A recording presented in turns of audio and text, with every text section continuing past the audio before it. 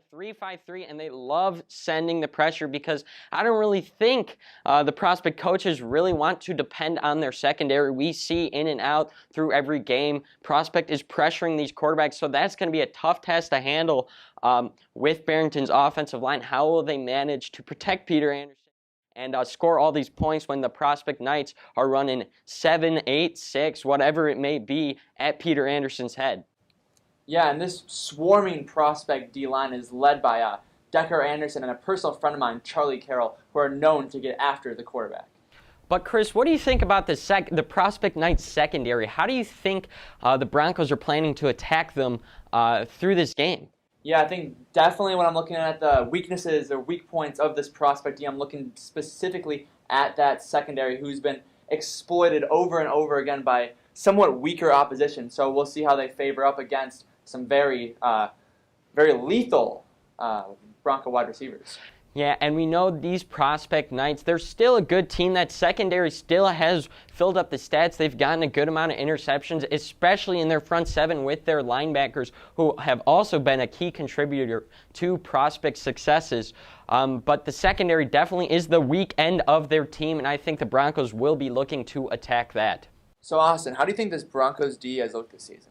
You know, this Broncos D has been the reason why they've been so dominant. You know, over the course of the season, they only allowed over 14 points one time against Friend, and they still won 35-21. This Broncos team it's one of the best I've seen since my years at the high school, and I'm a junior, so I've only been here for 3 years. But this front seven does get after the quarterback with guys like Evan Roper and Ethan Pataki, both leading the MSL West with 4 sacks. And let's not forget about that secondary. Guys like Evan Kruger and Darren Darlington and a good friend of mine, Connor Lee, are all stepping up to the plate and guarding these really talented wide receivers. So I think they'll be looking to match up against these other talented wide receivers on these prospect Knights, and this defense is looking nearly like an immovable object. Not many teams being able to get anything off against them, and you know, it might be the prospect Knights' worst nightmare. We'll have to see. But that brings us to our next point, the prospect offense. Chris, can you give us a little elaboration on that? And this Broncos D has proved, as you said, immovable this season, leading first in points allowed per game and first in yards per game. But this prospect Knights, as we've seen all season long, will probably be the Broncos' greatest test. Yeah, led by Gary Moeller, their quarterback, number 2 on the prospect Knights. He's been going off, just coming off of a 5-touchdown performance and 258 yards against Buffalo Grove, and that was a high-stakes game too. So I think this prospect offense is trying to continue that trend of playing in high-stakes games. You know, they wouldn't even be here if they didn't win that game, but they definitely showed up, scoring 55 points, and that offense is lethal, averaging 49.6 points per game.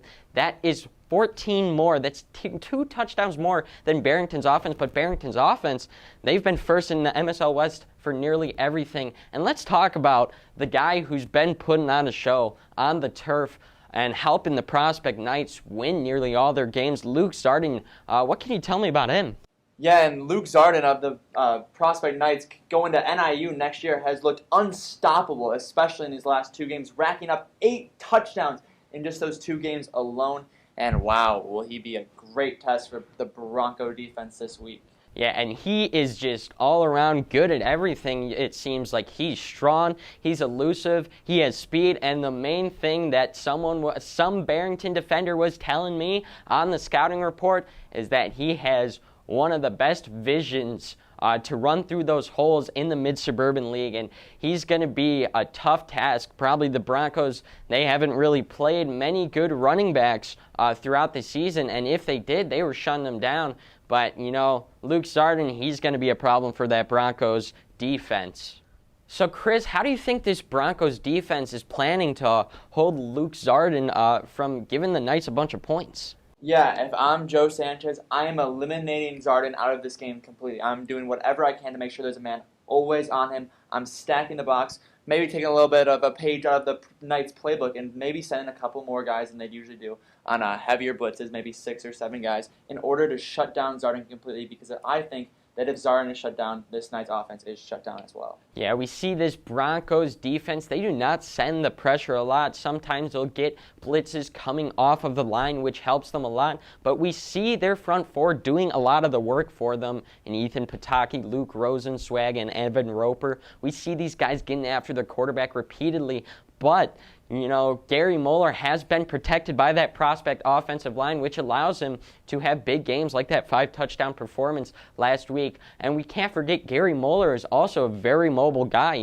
He has the arm, but he also has the legs. And, that QB running back rushing tandem, that could be a problem for the Broncos. So I think containing him and sending the heat could be a good decision by them.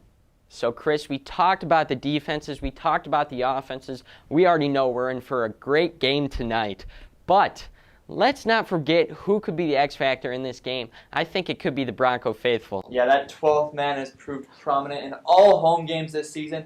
And man, oh man, could they be a troubling sight to the prospect offense and especially that defense if Peter Anderson can get hot. And, while students and the school has been following COVID restrictions, we've seen the students rally in, social distance, wear their masks, and still be able to make a ton of noise to disrupt the away teams. And, that could be a huge X factor. We don't know. This Bronco faithful, they always have some tricks up their sleeves with the types of chants that they do.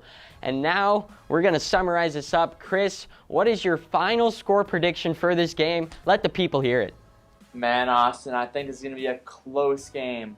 I think that Peter Anderson and this Barrington offense are just going to have that much more than this prospect D. And so I think I'm going to take Barrington 28-24 over the Prospect Knights. I will follow along the same pattern as you. I'll try to not let my Barrington bias get in the way. Of course, I'll root for them, but, I'm coming in at an unbiased lens. And, I think the teams are surprisingly going to be in a little bit of a defensive battle in the first half, but you know how Barrington rolls in the third quarter and Prospect, they like to get after it as well. And I think that's when the points start coming in. And I say Barrington beats them just by the edge, 33-31, but it could go either way. And we'll see you tonight at the game. We're looking forward to it. I'm Austin Molinaro. And I'm Chris Kaleko. And we'll see you on the field.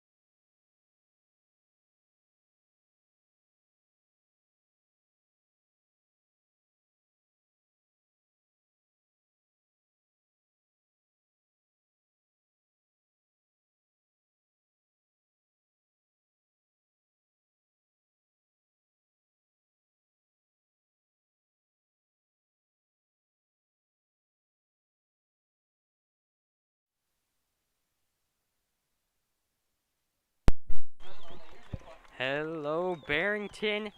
I am Austin Molinaro here with my man, Chris Kaleko. And boy, we are excited today. Butterflies in the stomach amongst both sides. It's the Mid-Suburban League Championship. It is Barrington against Prospect. And boy, we are excited.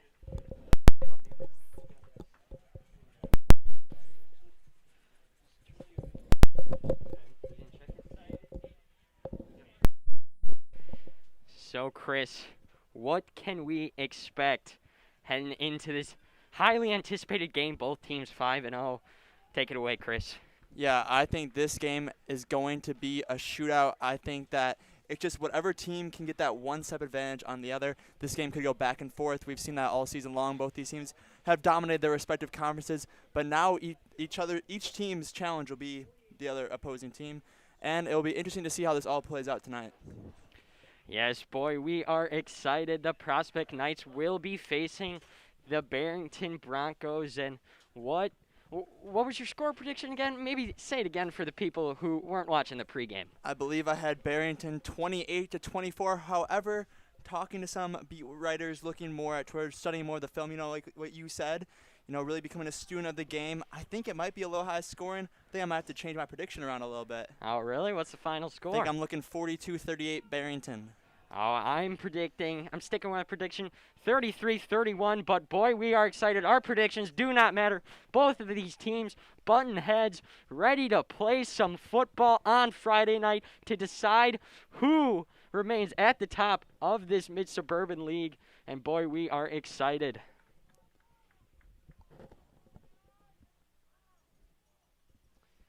Now setting up for the kick.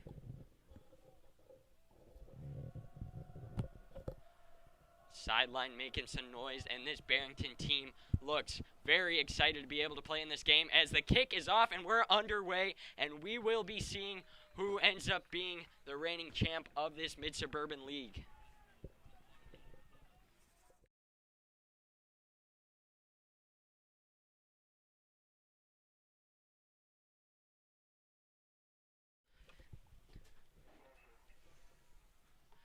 Now walking out to the field is the Prospect offense, who has been deadly against opposing defenses, and they will be facing their toughest task against Barrington with Gary Muller in the backfield as he hands it off to Luke Zardzin, who is having a great season, but the front four of Barrington is stepping up on that first play. Yeah, and Austin, that's what I said was the key to Barrington's success in winning this game was to shut down Luke Zarden. And as we saw there, the tides could be turning in the Broncos' favor. You never know. Hand off to Luke Zardzin, and he will try to stumble forward for a first down. And is it called a first down? It is. The refs move the chains, and the Prospect Knights get their first down of the game as they are kind of moving quickly here with the tempo. In pistol formation, which Prospect likes to run a ton, as a little screen pass to the little receiver as he cuts it up for a gain of 5 on that play. That is Noah Marks, who's been very active, along with receiver number 6, Frank Covey. Those are the two main targets that Muller likes through the passing game. But you also have Zardzin, who does get it done with 2 receiving touchdowns last week. As Muller takes a snap, already under pressure by Pataki, and he will try to scramble up for a bit, and he gets a gain of 4 yards, making something out of nothing. Muller's already looking strong, and let's take a look. We'll actually postpone the graphic as Prospect looks to be in hurry-up formation here on 3rd and 1. Let's see if they convert.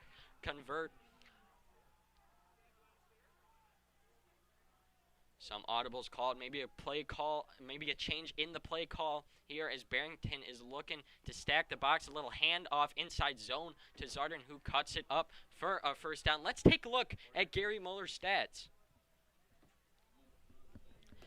So Gary Muller going off this season, 985 pass yards, 6 pass touchdowns, 2 rush touchdowns, only 1 interception. He's been going insane, along with his counterpart in Luke Zardzin, which we'll get to later as Muller takes the snap. He gives a little wheel pass to Zardzin, and that's a play they really like. Zardzin breaks a tackle but bounces it outside for a first down. Yeah, and when I was talking to beat writer Dick Quagliano before the game, he was telling me that this Prospect team, named as by some as the greatest show on turf, loves to run this ball fast. You'll see that in between plays, they take about 20 seconds in comparison to most teams that drain the entire play clock. Yeah, letting Barrington get no rest as a jet sweep action there to Marks. Marks will try to cut it up the field, but he will be brought down.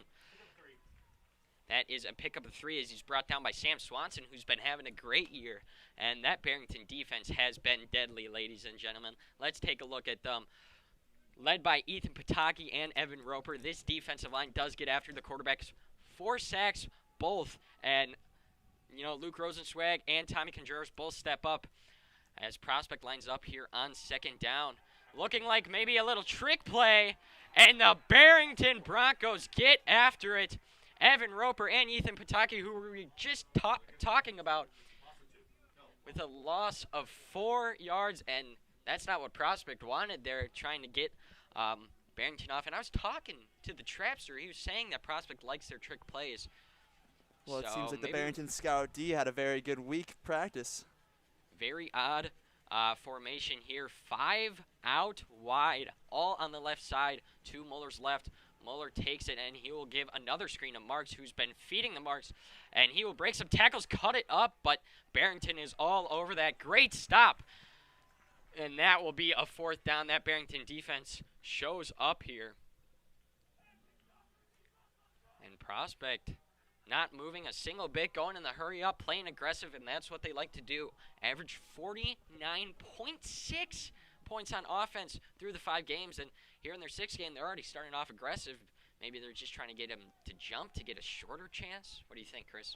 Yeah, I don't know if this is the smartest play call by the Prospect coach, but I mean, as a coach, you got to have faith in your defense, and it seems as though the Prospect coach has faith in his defense. Muller takes it from the pistol. He's firing deep, and it will be overthrown. Turnover, in the Broncos defense holds their own. Evan Kruger, baby, on the play, on the coverage, doing great. Yeah, and helped on that play was the junior that we said we are very close with, Connor Lee, who's been very prominent on the defensive end all season, especially last game versus the Hawks. Connor Lee and Evan Kruger both had great games against the Hoffman Estates Hawks, and that earned Connor Lee, at least, was talking to me before the game, saying that earned him a starting position tonight, and that's exactly what Barrington needed. And now coming out on the field is the deadly, deadly offense led by Peter Anderson. Peter Anderson hands it off to Kapchak, who's been having a great year. And he is brought down. What a play by Chris Bonin on the play. And that brings us to our next play. Let's take a look at this Prospect defense. They've been having a good season. 25.6 points allowed per game. And take me through it, Chris. What is their defense always looking like?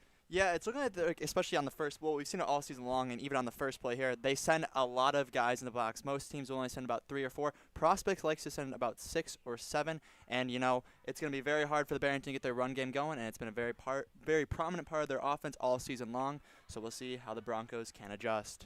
Flag on the play. Let's see what the call is. False start on the offense. Barrington did not want that on a 2nd and long, as they will be backed up even further. And continuing about the Prospect defense, they love stacking the box. We said that in our little pregame show. And the secondary, they don't want to really depend on it, even though their secondary does show a lot of strengths, and they've gotten a lot of interceptions. But I think it's more because the front 7 being so productive and always sending the pressure. Well, and this Broncos receiving core is probably the toughest challenge that the Knights defenders have seen all season long. And if they're, you know, giving up bad plays to weaker receivers, we'll see how they fare against this very elite wide receiver front. Now on 2nd and 16, Broncos trying to figure something out here on offense. Handoff to Kapchak, who will be swarmed by Knights, as that will wind up being a gain of 1. And both offenses off to a rocky start here.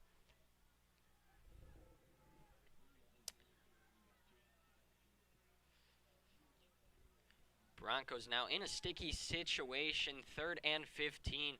And this Prospect Knights, they're looking pretty good, Chris.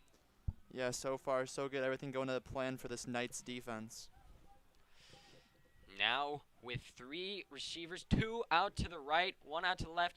Man in motion at the tight end position. Peter Anderson will roll out to the left. He's going to find a man, and that is connected. Ryan Smith taking it. Will he get to the house? He breaks it for a touchdown. On 3rd and 15, a 58-yard touchdown, and that's what the Broncos were looking for. And like we were saying, the Broncos are going to look to exploit this weak Knight secondary today, and my guy Smith is all over that play right there. Just gets into open space, and from that point on, he is gone. That man has track speed, ladies and gentlemen, and no one is going to catch him tonight. Yeah, what a play there for the Broncos on 3rd and long in a bit of a desperation type play. Rolling out to the left, finding their guy. That's their guy, Ryan Smith, as he takes it to the yard to House for 58-yard touchdown, and the extra point is through. It is 7-0. Barrington, they're looking good so far. Yeah, and Peter, as a righty, making that scramble to the left is incredibly more difficult than it would be for a left-handed quarterback. And even throwing across his body and on the run, Peter is able to make the outstanding completion to Smith. And that's 6 on the board for the Broncos. And that's exactly what we were talking about prior to the game. The Broncos needed a big offensive start to go ahead and get after it. And, now this offense, this prospect offense, who we've seen take such a managing lead in the first half in many of their games prior, they're already down 7-0.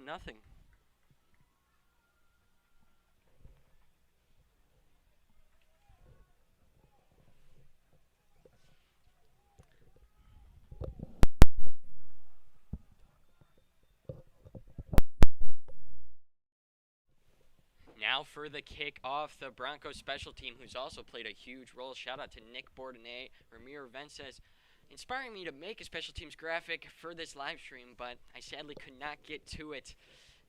Me being the busy man I am. But 7-0, 6 minutes and 7 seconds left in the first quarter. Broncos looking hot as the kick is off, and that will likely be a touchback as Gary Moeller and Luke Zarzan and Frank Covey and the rest of the Knights march out back onto the field and take us a little bit, Chris, on this Luke Zarzan, who's been absolutely electric. Yeah, Luke Zarzan, the walk-on, who will be a walk-on next year at Northern Illinois University, has been dominant all season long, but especially in these last 2 games for the Knights, totaling up 8 touchdowns in those 2 games alone. Pistol formation as Luke Zarzan, the man, tries to take it up, and he will stay up. I think his knee might have been down, but the refs call it up. An 18-yard play, and that's what we were talking about. He breaks tackles like it's nothing, kind of like an NFL running back, and he finds the holes as if there was a gaping hole, and you usually don't see that against the Broncos defensive line, and we were talking about that's kind of going to be the matchup. Zarzan and the offensive line against their defensive line, as Zarzan takes it up the middle.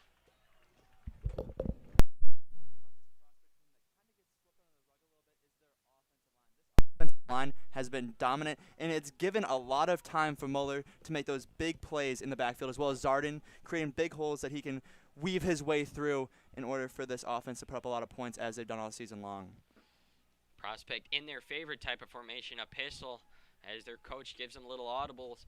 2 receivers out to both sides of Moeller. Moeller takes a high snap and breaks it out to the left, showing his improvisation skills, but the Broncos are there, and they are looking feisty here in this first quarter. And that's the key to the game. They have to get after Moeller, put the pressure on him instead of Zarzan, who's handled pressure well. I'm not saying Moeller hasn't, but Zarzan seems like the key to prospect successes throughout the season. And I think that's why they belong here in this championship. And that's kind of going to be the key for the Broncos defense as Moeller takes play action. Rolling out to the right, a little screen sidearm pass as he kicks it to the receiver, Owen Walter. And he will take that up for a big gain. 14 yards on 3rd down, and the Prospect Knights are moving down the field on this Barrington defense. Yeah, and Moeller with that little Mahomes-esque little sidearm on that play. A cheeky pass, but Moeller's good enough to pull it off, as we saw there. Back in pistol formation.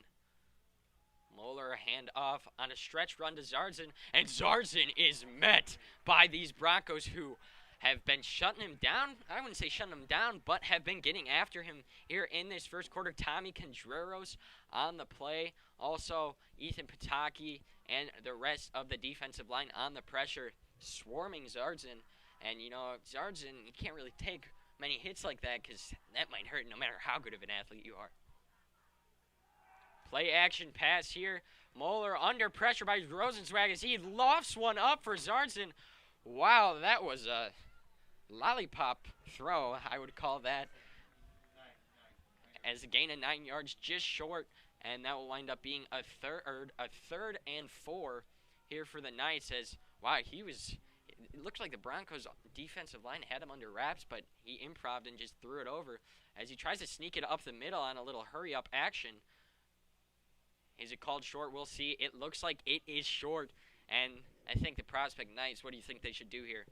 Yeah, if I'm the Knights here, I think I'm going to stick with Zarzan here. So their pass game has looked good at points, but as we saw there in that last little lollipop pass you described to hit, Moeller's first, second, and third read were all covered, so the only option there was a dump off. I think the safest route here is to run the ball. Pistol formation, Broncos making a lot of noise. There's a handoff to Zarzan, who breaks it out to the left. He is quick, and he evades pressure. He's going all the way to the left, and he takes it out of bounds, moving like an NFL running back. And, the Broncos, they can't really let a lot of plays like that happen. You contain him out of bounds, but you know, it's going to be bound to happen at some point. With that kind of athleticism, you're bound to break free for a big one. Well, hopefully, if I'm this Bronco D, I'm gaining confidence tackling Zarden as this game goes on, and those little chippier plays that he's breaking out of these tackles will hopefully be wrapped up by the end of the game.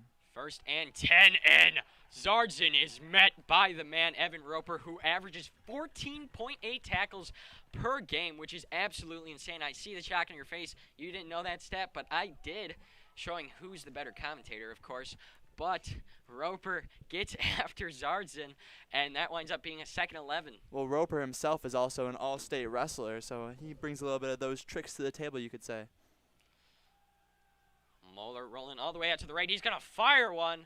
And is it caught? It's called incomplete, but flag on the play. Pass interference. That's what Chris is signaling. What do you say here? But the guy who threw the flag, what is he saying, Chris? Incomplete. Yeah, I think it was definitely some contact there. We'll see how the refs call this game, you know, a little bit of hockey rules. We'll see if they let the chippy stuff slide, and as we move on, the receivers really find their way and see what's going to get called and what's not going to get called. Yeah, I think the refs could kind of play a little more lenient, unless it's a blatant flag. You know, you don't want players taking advantage of the rules. And official pass interference is called. I'm not sure if I agree with that. That might have been a weak call. What did you see on that play, Chris? Yeah, I think I definitely saw the contact. Was it a little late? I think so. I don't think this play warranted a pass interference call, but hey, I am not biased. As a 1st down is called here. Nope. Looks like a 2nd and short for the Knights as they're marching here. Touchdown in hand, trying to tie the game back up.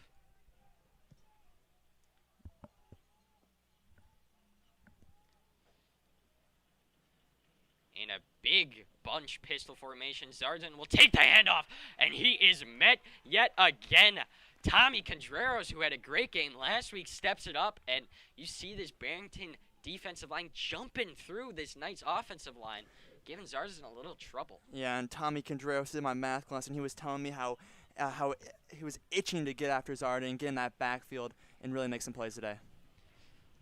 3rd and short. Mueller looking to pass a man open. Let's see if he takes it in the end zone. And he gets his back bent. He thinks it's a touchdown, but they call it an 11-yard play. Still ideal for the Knights as a touchdown seems very close now. This is looking like QB sneak for Mueller here. QB sneak up the middle. Mueller gets another rushing touchdown. That's his 3rd on the season. And the Knights respond back with a great offensive drive, capitalizing on 3rd down. Prospect Knights touchdown. It's tied 7-7. Yeah, and on that drive we saw, you know, at some points the Knights offense was looking a little stagnant there, especially with a couple carries, losing yardage for Zarden, but at the end of the day,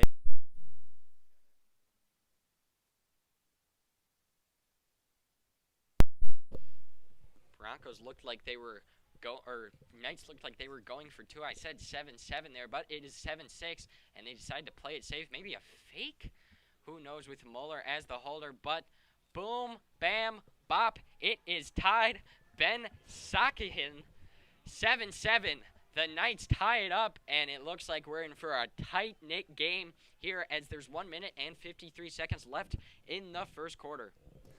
yeah, and I'm definitely on this drive. Joe Sanchez is going to emphasize to his players that the passing the ball is a must. We saw that when the Knights defense was putting 6 or 7 in the box, the running game could not get started.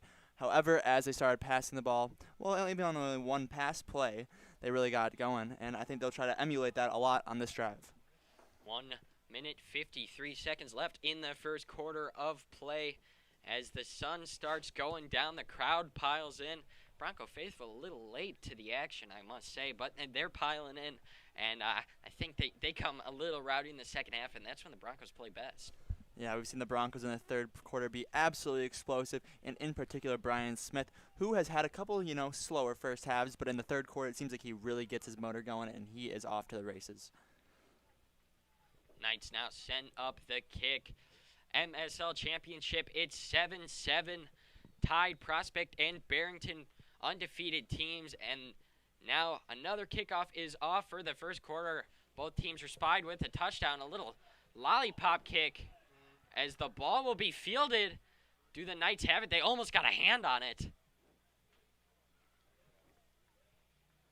But the Broncos get on top of it, and that's the Broncos special team. They are super reliable. They'll get what they need to get done, and you ask them something, they'll complete it. And Broncos prepared for anything the Knights had in the tricks that they have up their sleeves, and special teams responded. Yeah, even talking to a man on the KOR, Cole Kruger, he said that they were prepared for the little trickery that the Knights might throw at them today.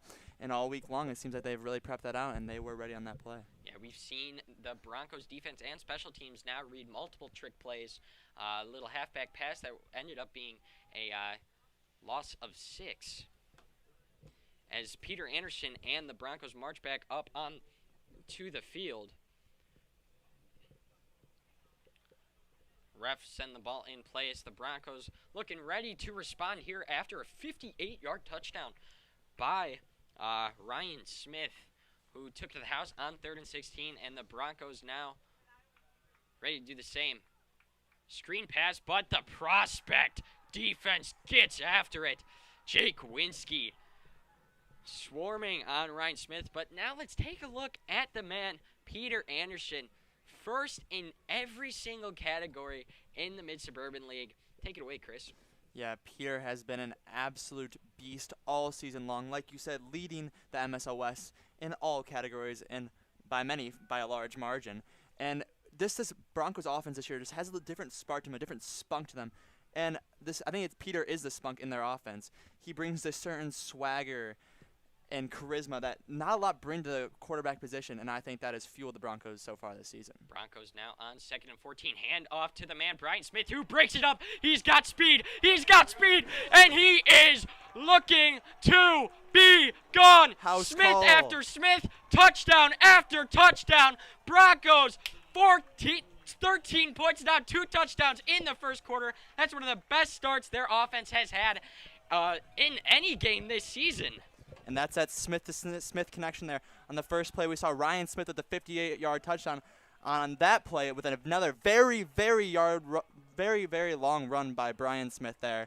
And, like we were saying, he also is leading the MSL West in terms of rushing yards per game as well as rushing touchdowns.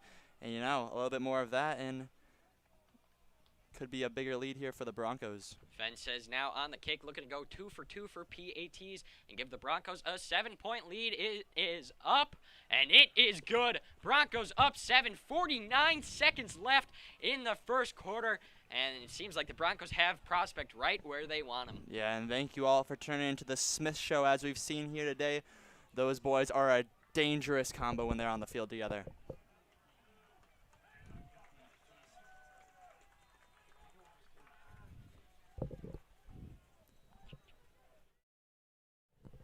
.49 seconds remain in this first quarter, and we've been treated to a show, Chris, haven't we?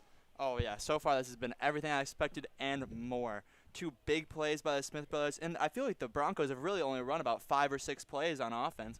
And, hey, 2 touchdowns on 6 plays, I'll take those numbers any day of the week if I'm Coach Sanchez. And that does define the Broncos offense. Big, explosive plays. They like doing that. And we saw Prospect.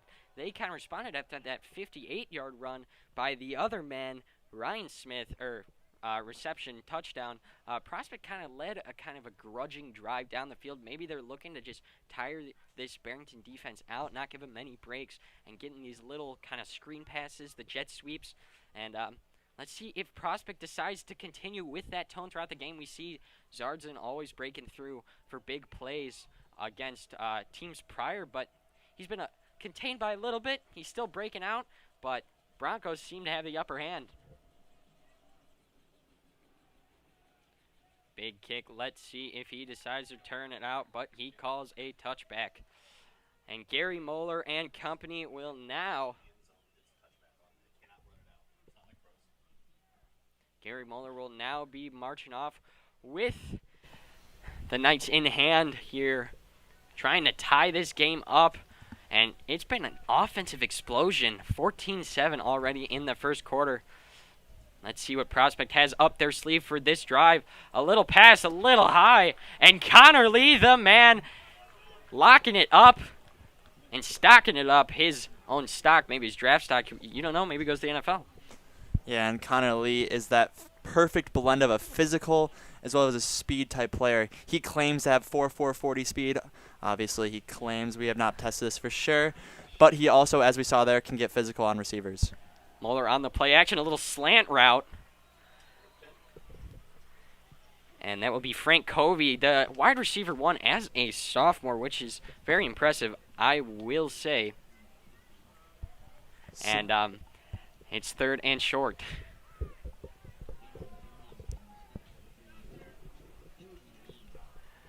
Now Moeller in pistol, 3 consecutive plays in pistol, and that's what the Knights wanted. As I was watching a little scouting review, a little tape on the huddle, some of these players' highlights, they like running out of the pistol, man in motion, 3 receivers to the left. Moeller with a little RPO action, and Zardzin breaks it up, and he even makes these 10-yard gains look so easy. I'm very impressed. Yeah, it's kind of like watching poetry in motion the way he is able. As we've said earlier in the game, he has the best vision in the MSL West. Not in the MSL West, MSL completely. And as we've seen here today, he's able to get in those little holes, get in those little gaps, and just fill them up and get those little gains up the middle that most running backs would only get 2 or 3 yards. He's getting 10 and 14-yard gains on those same plays. Now second quarter. First quarter comes to an end, and we've been treated to an absolute show. Both teams go into huddle. Second quarter is starting. 12 minutes left in this first half. 14-7. Chris, what are your takeaways so far as the players decide to switch fields? So far, it's been an absolute grudge match like we predicted, and it's going to be interesting to see here as Prospect plays a little bit on the back foot as they did receive the opening kickoff, and it'll be interesting to see what kind of clock management goes into the later parts of the second quarter for the Broncos as they will be receiving the second half kickoff. Prospect, they're known to start off very hot in the first half, only scoring 7 in the first quarter, which I think they've been scoring multiple more touchdowns in the first half, and they come alive during the second quarter as well. But the Broncos, they're a second half team. They like to finish off their opponents, even when their opponents are close. They say, nah, and take a W. You could say they like to play around with their opponents before they eat them. Moeller now here in shotgun formation, throws it high. Nearly intercepted. That would have been a crazy athletic play by the man, Sam Swanson, who he does everything. He's dropping back into coverage and getting after the quarterback throughout the season and making the tackles against opposing running backs as we see him go in coverage yet again. Broncos stacking the box here. A little fumble on the play. It looked like Moeller fumbled it, but Zardzin recovers, and the Broncos defense responds here for a minimal gain of 1, winding up to be 3rd and 9. Broncos have the Knights right where they want them on their offensive drives, giving them a lot of third downs. Big play up to this point. Moeller communicating with the coaches. The coaches like moving their hands a lot. I wonder if they're going to show us a magic trick someday. And Moeller takes the pistol. Man wide open who breaks off a tackle, but he is brought down around the 38. A 20-yard or 21-yard gain there on the play. A big play. Tyson Splinter, the senior, breaks the tackle, tries to cut up more, but he's met by more Broncos defenders, but that was a huge gain, a 21-yard gain on 3rd and 9. Moeller now looking deep. He's going to fire one on the sideline. Does he get the feet down? He does.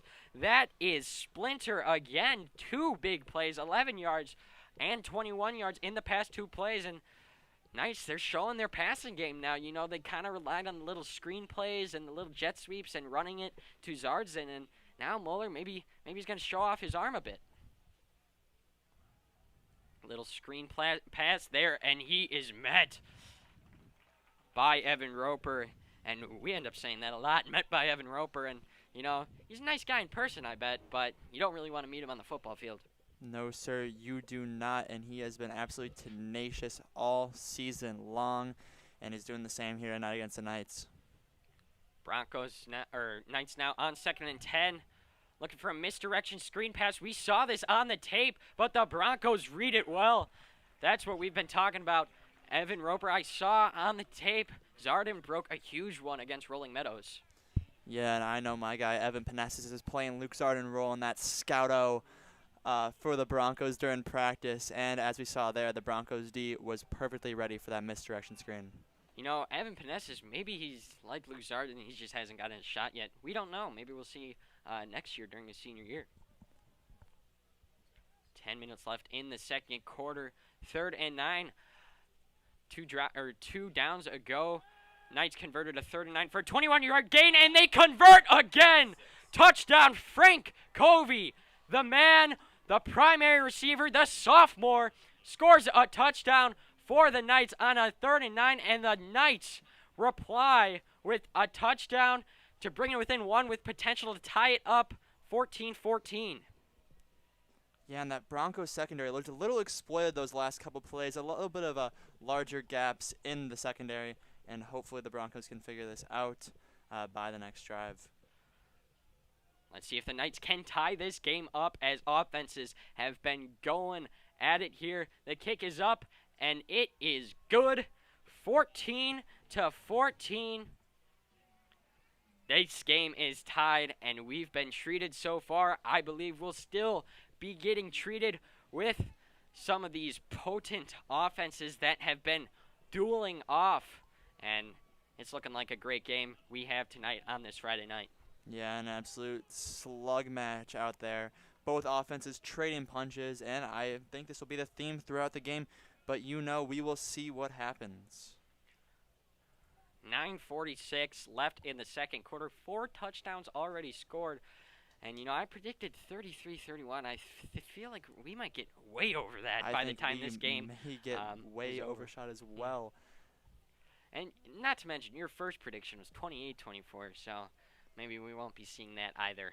I do not think so, Austin. I think the more I've looked at both of these teams, what they bring to the table, what kind of offenses, what kind of defenses they run, I think the more it looks on paper, the more it should be a higher scoring contest, and that's what we've seen here today. But I will admit, we have seen the Barrington defense step up, and the prospect defense. They've held these offenses to 3rd and longs, but the offenses get the better end of the bone as the prospect Knights swarm. Smith there. Some altercations between 43. Cole Kruger. He's a very animated character. Cole's going to let him hear. That's one thing about him. That dude plays with so much passion, and I think that's why he is one of the only juniors on this Broncos team that has gained some tick here tonight. And Cole, he's a very animated character. Even on the court, back in PD, when we used to duel off, he was a Warriors point guard. I was the Bulls point guard, We went at it. He was jawing a lot, and I remember splashing a 3 in his face, so maybe he's talking. Doesn't always speak for his game. Yeah, I'll tell you that. LA Fitness on weeknights, I give him the work. Anderson now, Broncos backed up. He's got a man, Gurskis, with the huge gain. Is he going? He's turning on the Jets. Gurskis to the house. 87 yards, baby.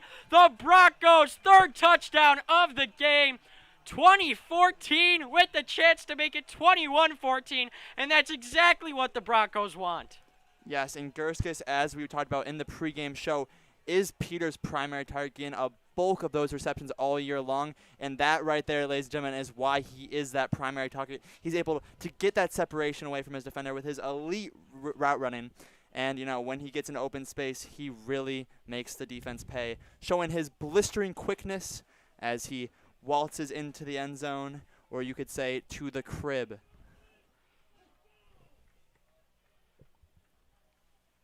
Barrington now. Vance says up. It is good. 21-14. An offensive slug match here in the first half and in the early stages of the second quarter. 9 minutes, 23 seconds left. Chris, what do you have to say about this game so far? Gosh, that's 2 touchdowns in the last 40 seconds. We were just talking about our score predictions going down the toilet. Well, mine is definitely gone down the toilet at this point. And it seems as though this will be even higher scoring than we could have possibly imagined. It's still in play, though. Broncos only need 1 more touchdown, and Prospect needs 10 points to make it a 28-24 game. Maybe they'll have that within the next 2 minutes. We don't know.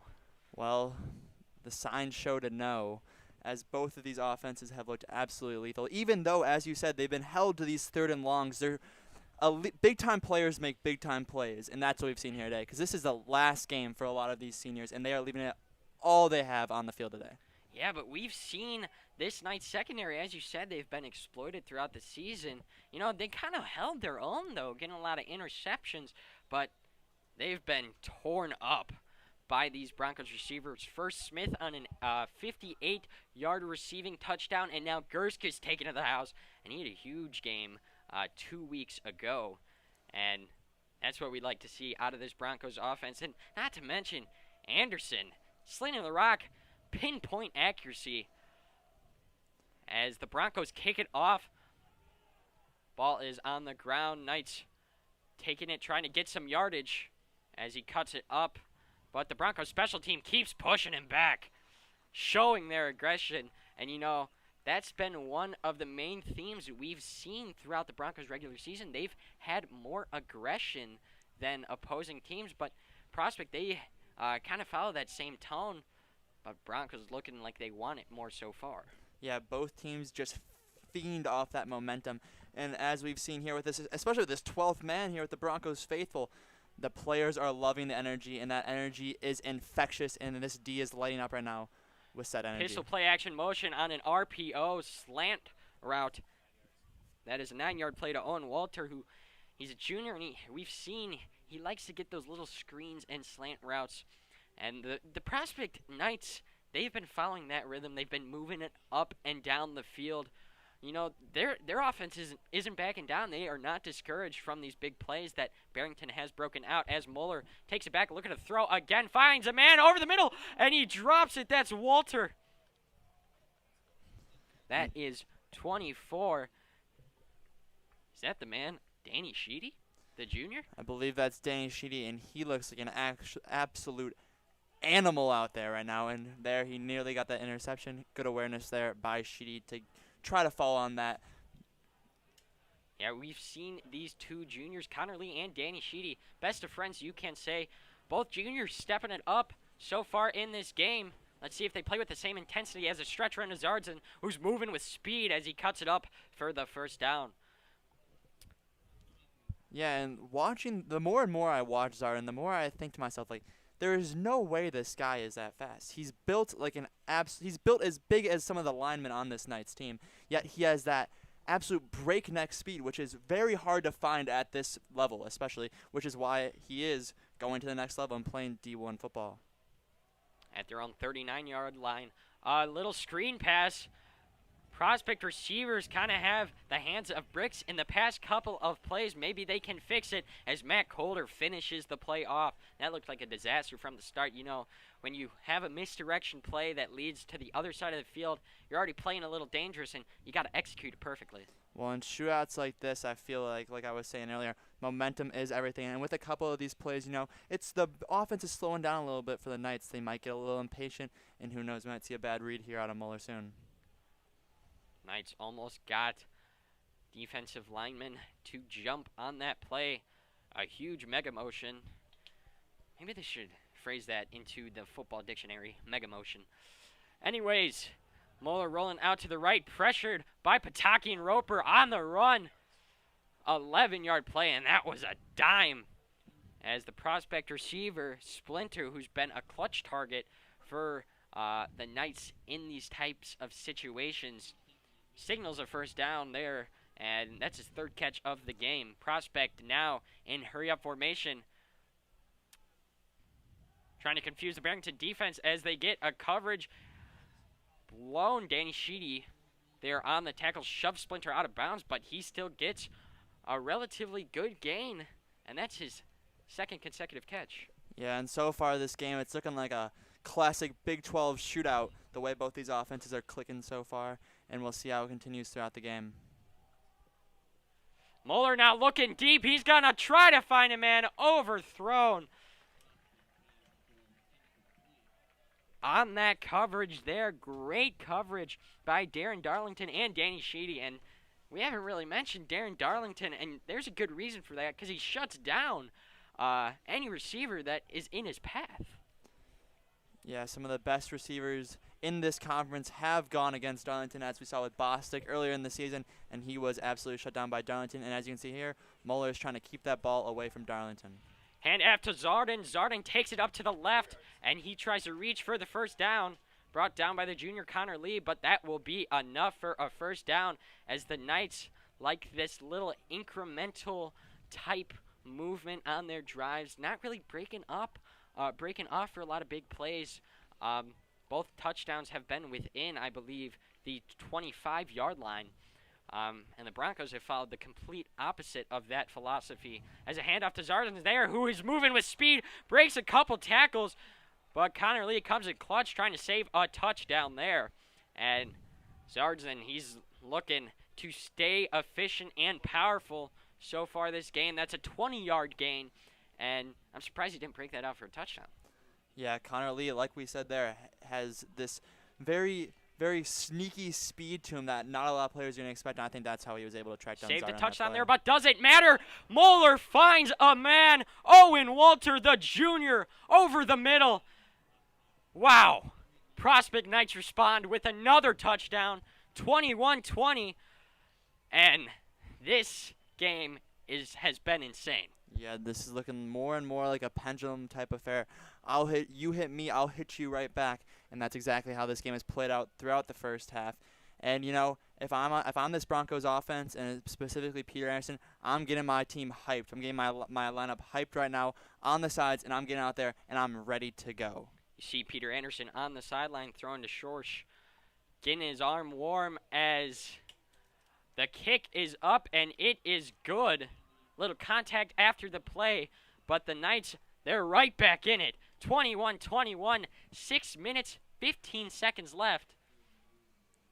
And the Broncos faithful is looking like it's loving this game as much as us, as most of them have left their seats and gone towards the railing to get even closer to this game. You know, they have a little unsung impact on this game, and especially as we've seen here, the more they pester this Prospect team, the more they are likely to fold, it seems. Yeah, but Prospect has been able to respond. We see their Prospect defense struggling from those big plays, but there's not much you could do against this Broncos offense. And as for Barrington, Barrington has held their own throughout the season, and Prospect Knights are kind of tearing them to shreds, already scoring 21 points. That's the most Barrington has given up as we saw that Friday night thriller, 35-21 against Fremd. Prospect already tied with that number, and both teams, both offenses, I will say, looking very strong.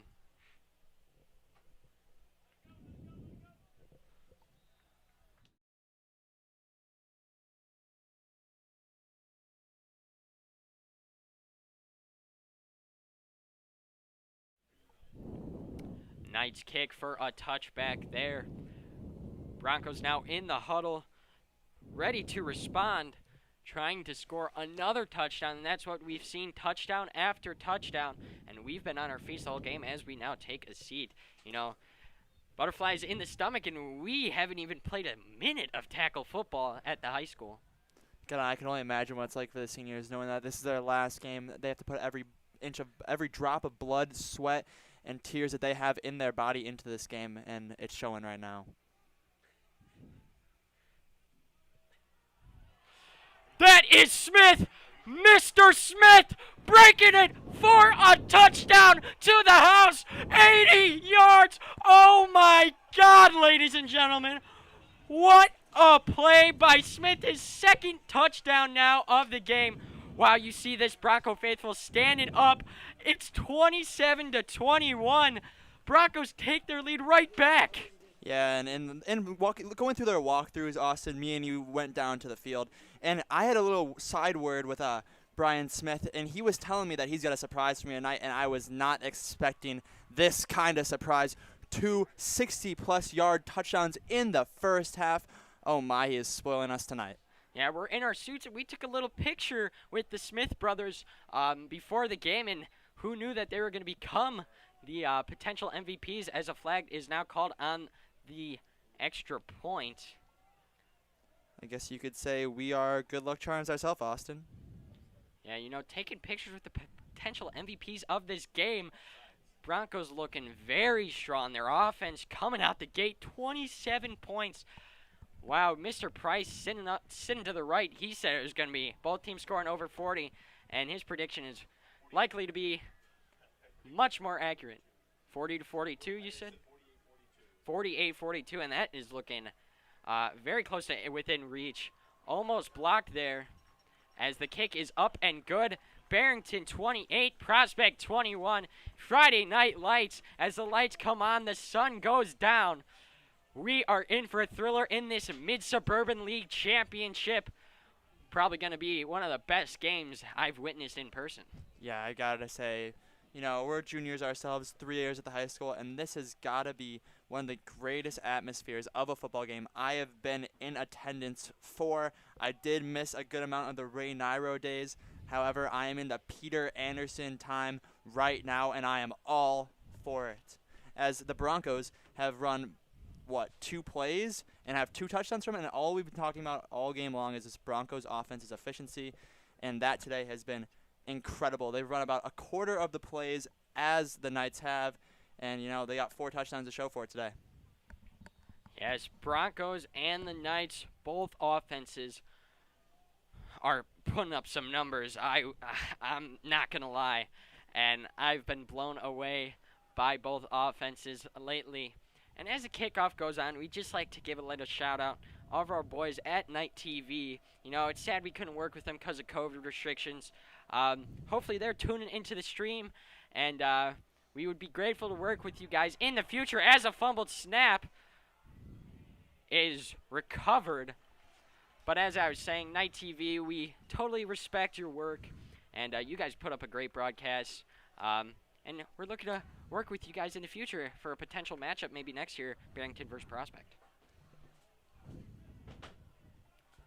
Moeller and company putting up 21 points.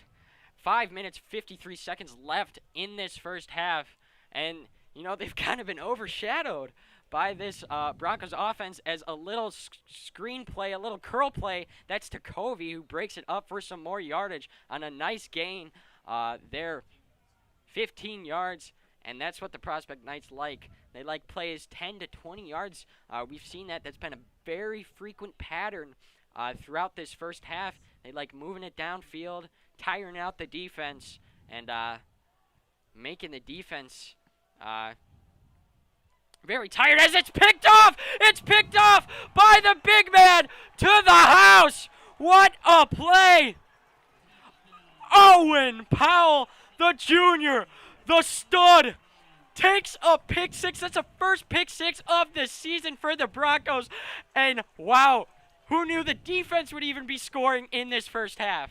Yeah, Owen Powell, the man made in Minnesota, an absolute freak of nature as a junior, standing 6'5" and weighing at 245 pounds. Next year, he is going to be a player to watch. Ladies and gentlemen, please mark him down in your phones or whatever you're watching this on right now. Owen Powell will be a presence next year all year long.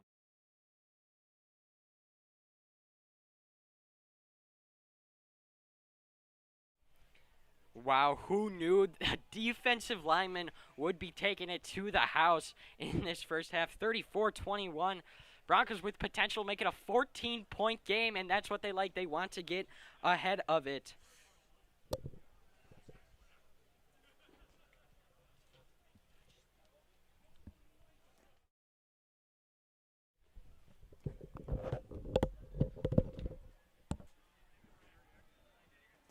As Vences lines up to give the Broncos a 14-point advantage here with 5 minutes and 30 seconds left in the second period of play.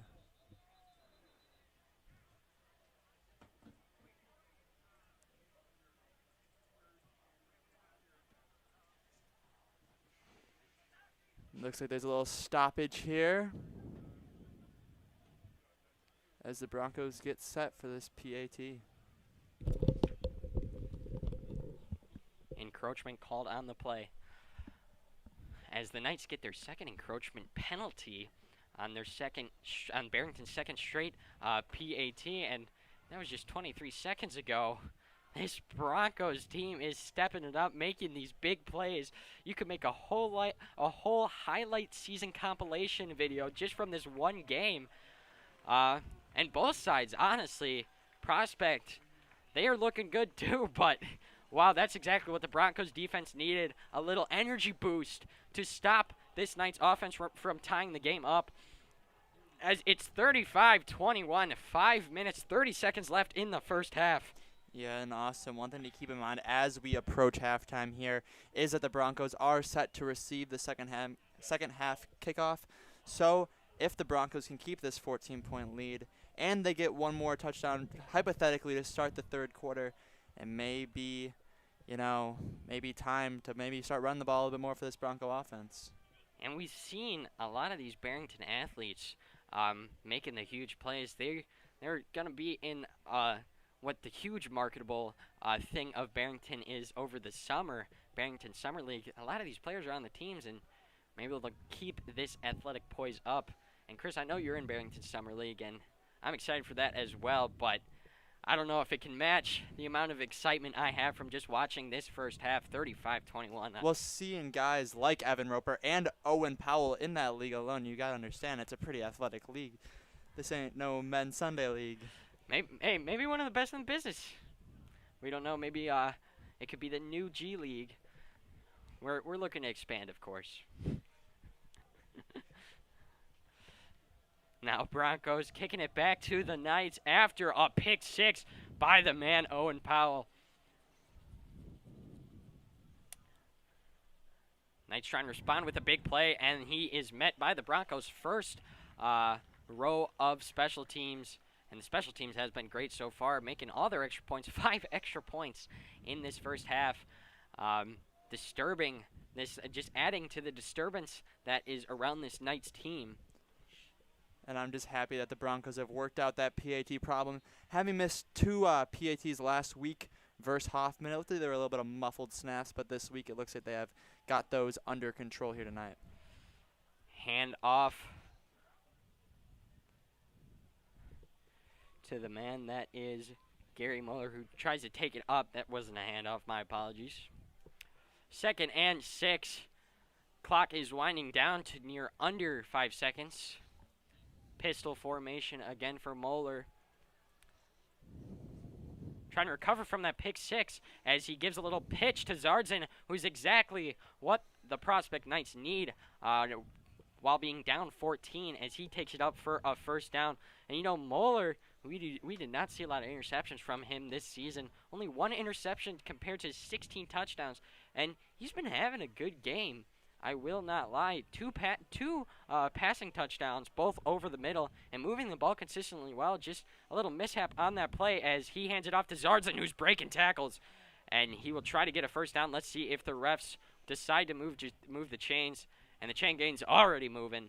First down Knights as the clock is stopped at 4 minutes and 33 seconds.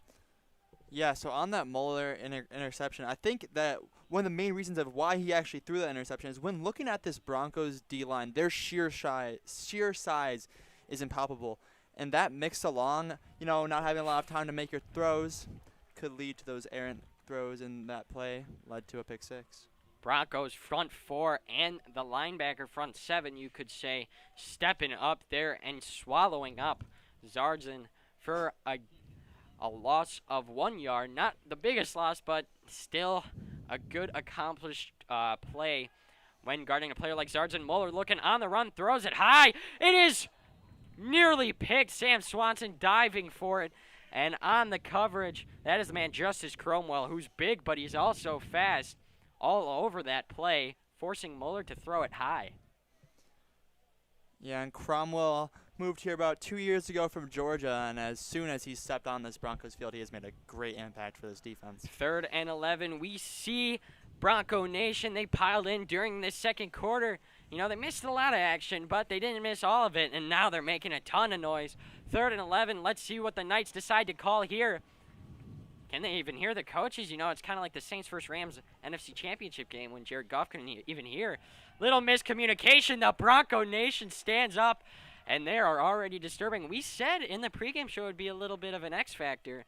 I think we're standing correct on that part of the game, even though our score predictions were way lower than we expected. Well, even up here, we can feel the bleachers rattling a little bit as the Bronco faithful stomp their feet on this 3rd and long, hoping, maybe getting their way into Muller's head, as he did just throw a pick 6.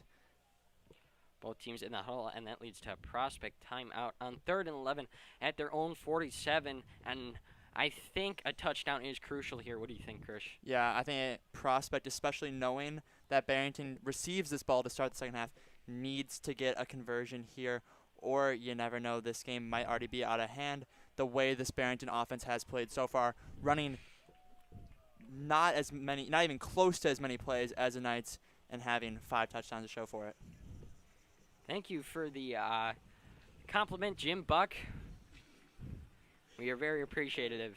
Now 3rd and 11, eyes all on the field as a handoff to Zardzin, who tries to break it up, but he comes just short on a 7-yard gain.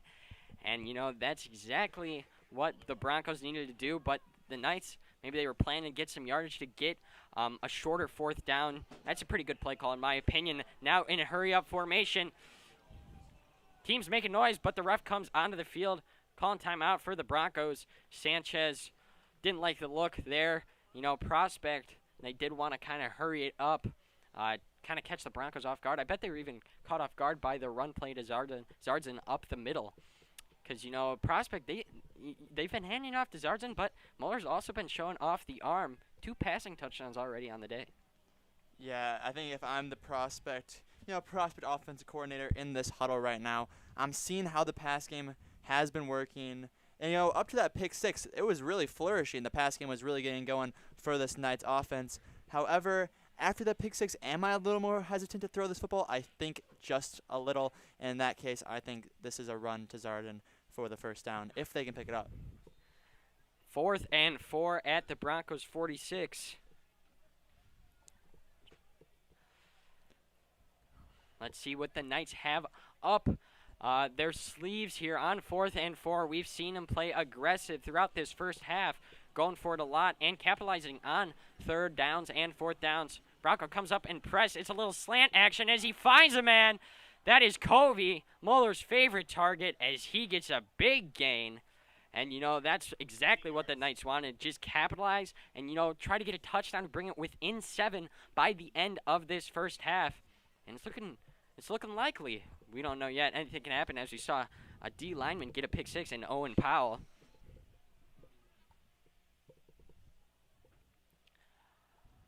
Handoff to Zardzin up the middle, breaks it up the middle, and he is taken down not until he gets a gain of 15 yards.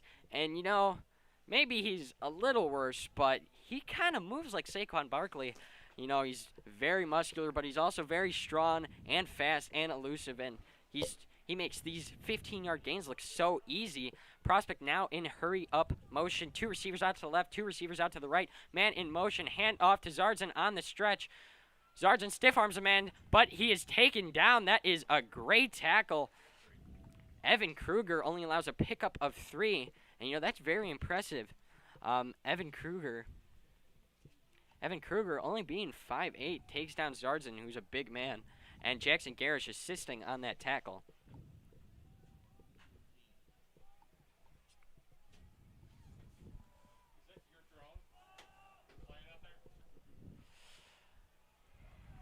Prospect tries to take it out to the right, and they will be stuffed, which will end up being a 3rd and 8 on Barrington's 14-yard line. 2 minutes and 15 seconds left remain as the clock continues to wind down. 35-21. Knights hoping to score a touchdown here as Muller on a play action is pressured. He throws one up out of bounds. A little tugging on the jersey there as receiver was looking. I believe that's Covey was looking for a PI, but the ball was a little out of bounds, I would say, so they could rule it not catchable.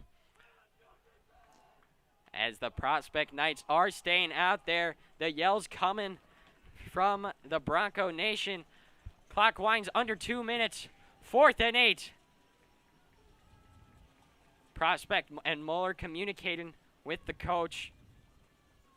Shotgun formation. Mueller looking to the left. Finds a man, but it's dropped. It is dropped. Oh, and Walter with, I think that's his third drop of the first half. You know, he's made a lot of good catches, but he's also had a lot of bad drops throughout the game, and that was the most crucial one for sure. Yeah, I gotta say, he's looking like he's got a little bit of butterfingers on his hands after that third drop of the game. You know, I think he's really just got to lock in, just, you know, forget about what's happening and just focus on his hands, making contact with the ball, and holding it in. You know, I'm a little surprised. You know, I wouldn't encourage eating butterfingers when you have your gloves on, but it seems like he got it all over during the beginning of the game. Now the Broncos, 1 minute 57 seconds left in the second half, up 14, and if they go up 21, this game would look very likely to kind of... Oh, Anderson evading pressure with prospect defenders. And wow, not a very huge gain, but that improvisation scramble skill that guy has is like NFL worthy, I will say. Like I said at the beginning of the game, it's that swagger, that charisma that Anderson brings to the table that is so infectious, and that just gets this offense jump-started. And as we saw there, you know, if you have a quarterback that can make those type of plays just on the fly, you know, that was not a designed run to Anderson. They were looking for a pass there. So if your quarterback can make those type of plays on the fly, you are in very good hands.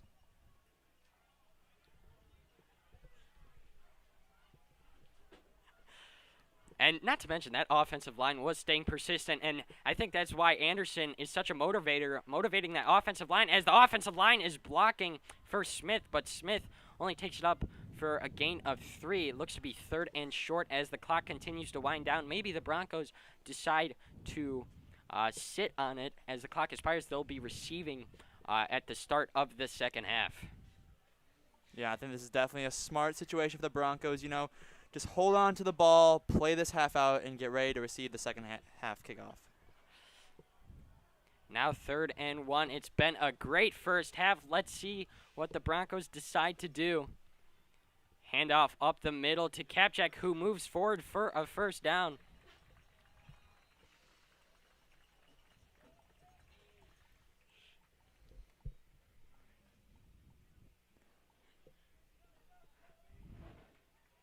As the chains move, 1 minute 4 seconds remain in the first half. 35-21. Both teams looking good, but the Broncos, they've gotten the better end of the stick with more explosive plays. And we just see those minimal gains that they have are still very impressive. And the Knights have rebounded. Their offense getting stuffed there on 4th and 8. That's kind of hard to go against when you're going against the Barrington defense, convert a 4th and 8. But, you know, both teams going at it, playing a great game, and this makes for a great MSL championship. I wouldn't replace either of these teams so far. They've been giving us a treat here on Friday night. Yeah, and both these teams pretty much wiped out their side of the conference respectively. And, you know, this game has been, like you said, Austin, a great one to watch and a great atmosphere to be a part of. Yeah, with all the troubles we've had, it's great to see fans back in the stands. Anderson now rolling to the right, pressured by the Knights. He tries to find a man a little high.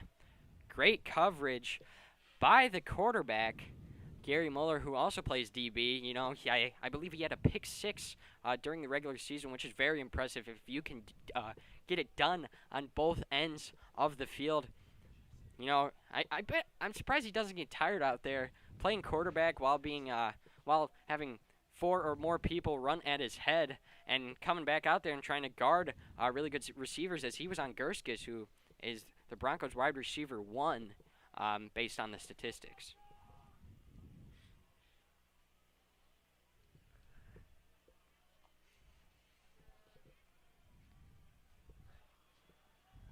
Anderson now taking the snap, trying to scramble away on 2nd and 10, but he is swarmed. The Knights taking Anderson down, and that's one of the first sacks we've seen all season, and that's what we were talking about, the Knights sending the heat, and they've been very good at it.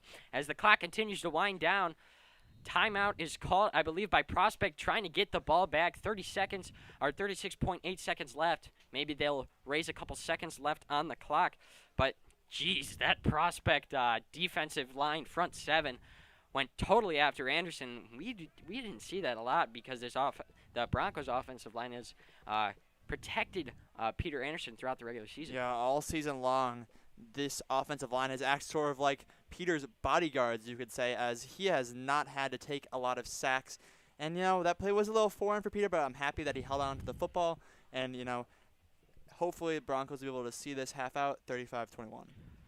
Yeah, what do you think the Broncos should call here? Prospect, they've taken a timeout looking to get the ball back, 36 seconds left. And we've seen the Prospect offense move on the Barrington defense, even though Barrington has replied with the pick 6 and stuffing them on 4th down a couple minutes ago. What do you think Barrington's call should be here? If I'm the Broncos, I'm running this ball, and 4th down, depending on how many yards we got, I might even punt it on 4th down here with just over 36 seconds left to go in the first half of play. We do not see a lot of punts in high school football. Barrington, we saw, I believe it was 2 weeks ago, went for it on 4th and 16 against Fremd. So maybe they go, but they are backed up relatively far into their own zone. And maybe the punt is the safe play. They have Matt Berger, who is a very good punter throughout the season, as Kapchak gets a handoff. Let's see what he tries to do. But Prospect stands their ground and stops the clock with 31.1 seconds left in the second half. And a 4th and 10 will be the case for the Broncos as their special teams moves onto the field. We've seen Matt Berger come out for a couple of punts, but not a lot. And now he's getting a chance in the championship to maybe avoid, to maybe have the Prospect Knights avoid from scoring a touchdown. My apologies, ladies and gentlemen. But the special teams, Barrington special teams, has been stepping it up so far. Responsible for 5 of the points and receiving and kicking off and making it clean and downing these Prospect Knights when they try to return it. Yeah, the one thing to look out for here if I'm Berger is I want to put this ball far away from Zarden if he is set to return, which it looks like he is. If I'm the Broncos, I do not even want to give Zarden a chance in open field, especially as the Broncos have punted very seldomly so far this season. Just really do not want to put that ball anywhere near Zarden. Prospect students, we do appreciate your activity throughout the chat. Even though you may not be the biggest fans of us, we do appreciate all the little jokes that you have to respond with us. It's great for communication. And if this was a Prospect home game, we'd be tuning in from our couches as well. Matt Berger now nearly pressured by the Knights rushers, and that's an absolute sky kick, and that is a great punt. And it seems like our friend Jack Bradley has joined us in the booth, cousin of Ethan Potaki, that absolute beast on the D-line, dragging in with him some D1 attention. Now Prospect, 25.3 seconds left, backed up in their own zone.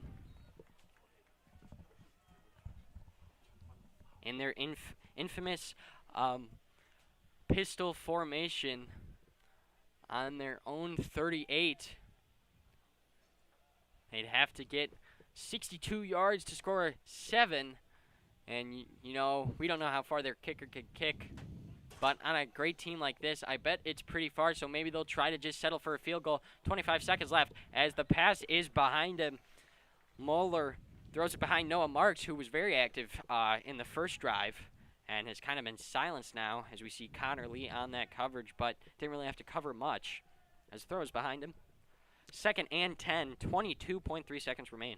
Yeah, and I think that was a great punt there by Berger. Did everything asked of him. And, even if Broncos aren't punting the ball as much as they would like, or he would like especially, he's getting in there and making big-time plays and big-time moments.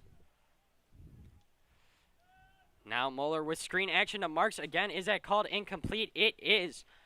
Another blown play intended for Marks, back-to-back, called incomplete.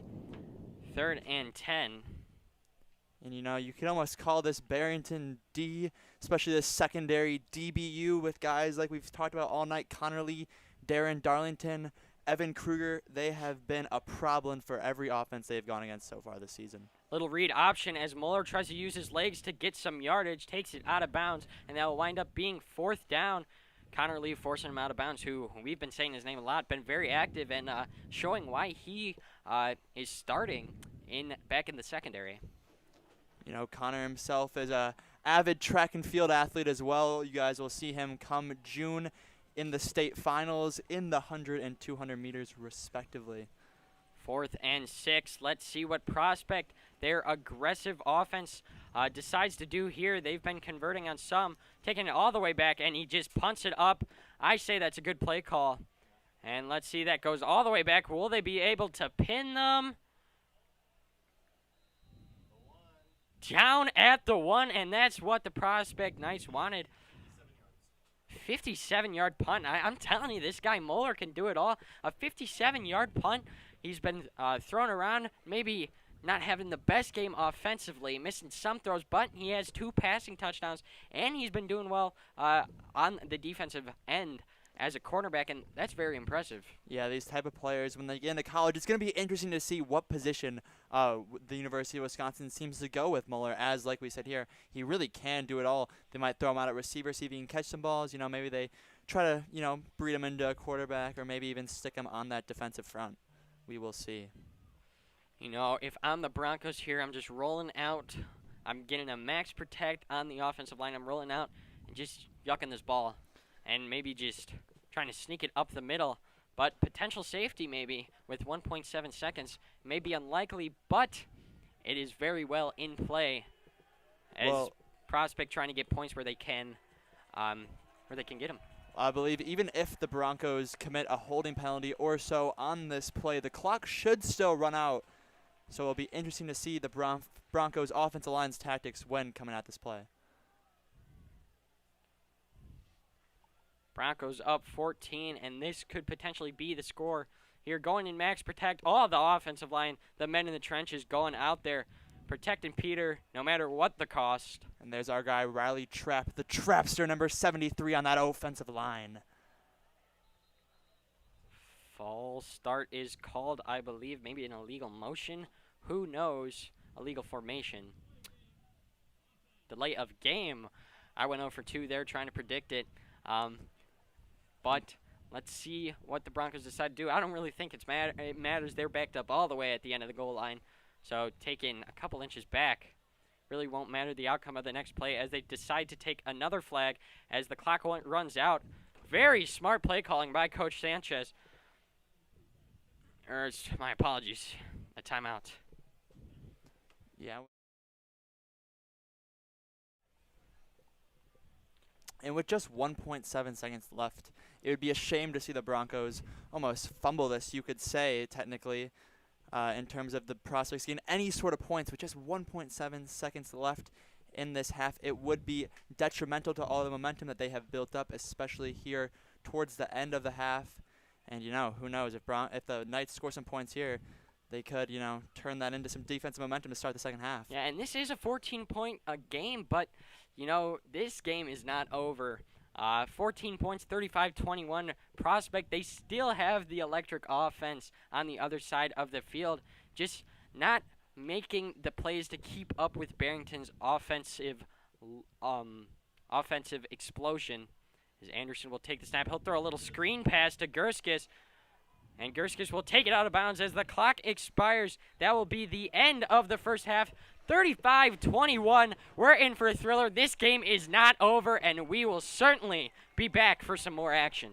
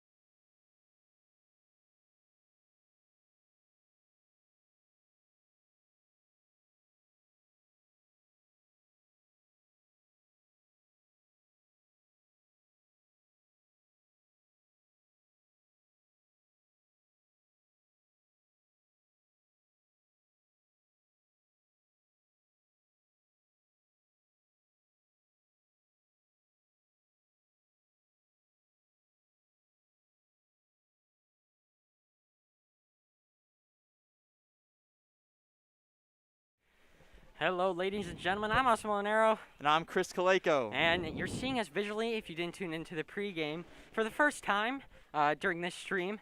And we are very excited to be announcing this absolute thriller, Chris, aren't we? Yeah, so far it's been an absolute slugfest. We're loving what we're seeing from both teams, but it seems like Barrington's just got that much more today.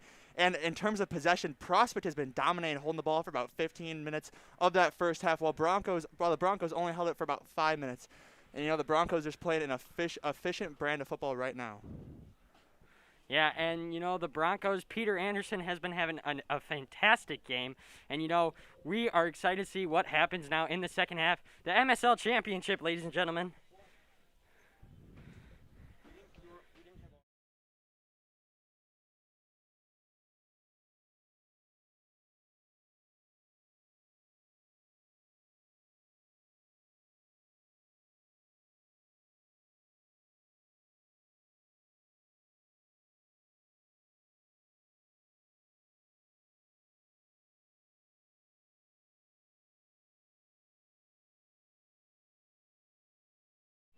Test, test, test. 1, 2, 1, 2.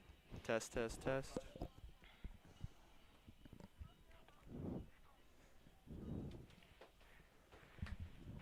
My apologies. You guys apparently could not hear us. But, you know, as we were saying, I'm Oscar Molinaro, he's Chris Kaleko, and we are very excited to continue to announce this game. You know, it's been an absolute thriller, Chris. We've been seeing both offenses absolutely take advantage of some of these defenses. But, you know, Barrington defense, they've held their own now with a pick 6 by Owen Powell, number 90, getting the job done. And, you know, that may have been a deflator in the momentum for Prospect as they as now Prospect is now looking to do better here in the second half, down 14. Chris, how do you think Prospect should attack the Broncos defense now? So far, the only, somewhat penetrable part of this Broncos defense, it's arguably their best part, is their defensive line. Zardin has been able to make a couple of 10 to 14-yard carries, which have accumulated, and they have counted up and piled up.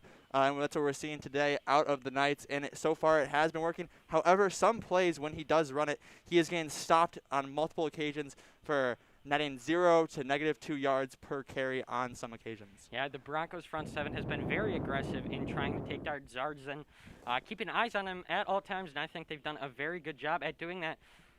Which is one of the primary reasons they are up 35-21. As we know, Zardin has 8 touchdowns in the past 2 games, and he hasn't scored a touchdown so far in this game. Maybe he's a little more motivated now after being held to, you know, he's been getting a lot of rushing yards, but hasn't been able to get in the end zone. And, you know, that's one of the reasons Prospect is down. And we'll see what we have in store for this second half. I'm excited. I'm sure you are. It is the Mid-Suburban League Championship. Broncos Knights, 35-21. We'll see ya when the half is about to start.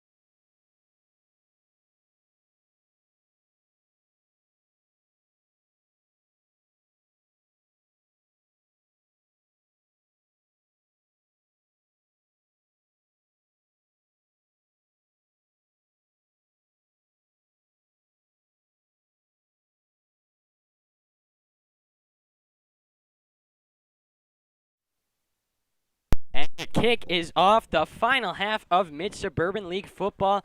Grateful that we even have a season. I'm sure the athletes and the fans of both sides are. And these teams both look like they belong in the MSL Championship. And we are excited to see what the second half holds.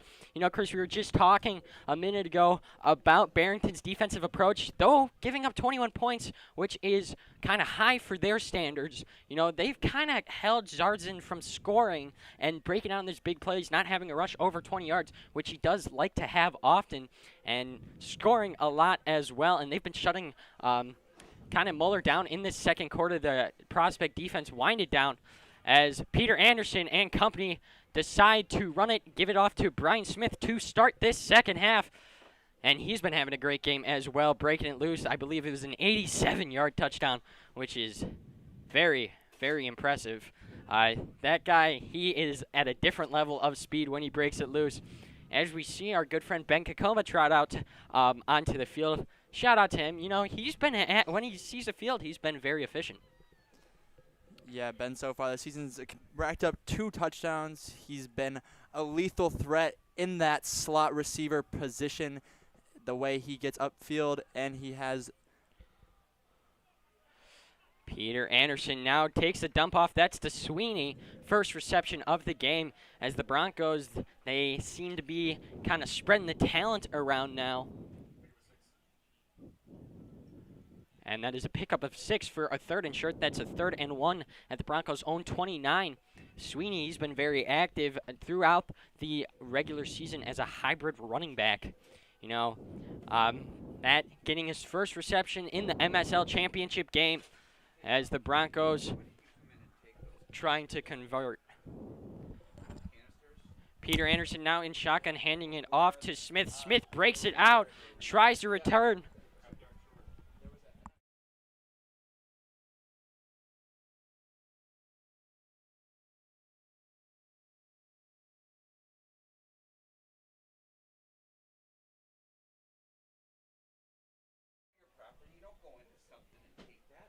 Now a 4th and short, 4th and 1.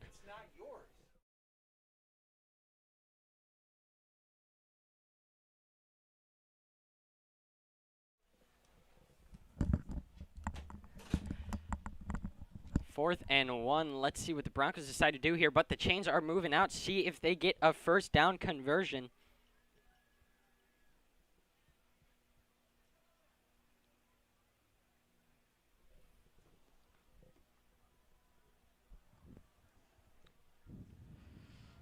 Do they say it short? Yes, they do. We hear roars from the Prospect side of the sideline. I think that's a good call. Good ball placement. Smith kind of got beat to the punch trying to extend for a first down. And the Broncos, let's see what they decide to do here on 4th and inches. Maybe just a little power O run by the quarterback or just a QB sneak up the middle. Let's see if Anderson winds up under center or in shotgun. He's looking to do shotgun. He's been very successful with the power O. Prospect stacking the box. This is a big moment. Broncos playing aggressive here, up 14 to start off the second half. Let's see what he decides to do. He takes it up, and he gets it. He's breaking it for more yards as Prospect needs 2 men to take him down. That's the type of grit Anderson has. And that is the Peter Anderson factor, as we've been discussing all game long. He is able to just, you know, that QB sneak, most quarterbacks can take that for 1, maybe 2 yards. Peter is able to absorb the contact, break through it, and get a big gain as we saw there.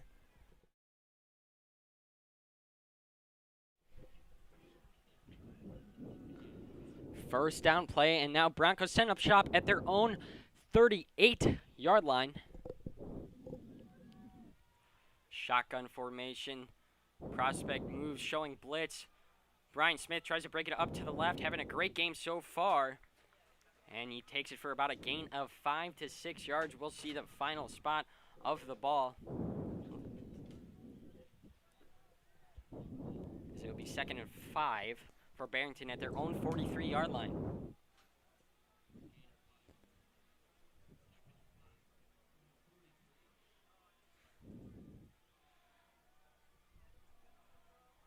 And it seems as though the Bronco faithful is getting a little bit of a screaming match versus this Prospect team that has showed out so far today.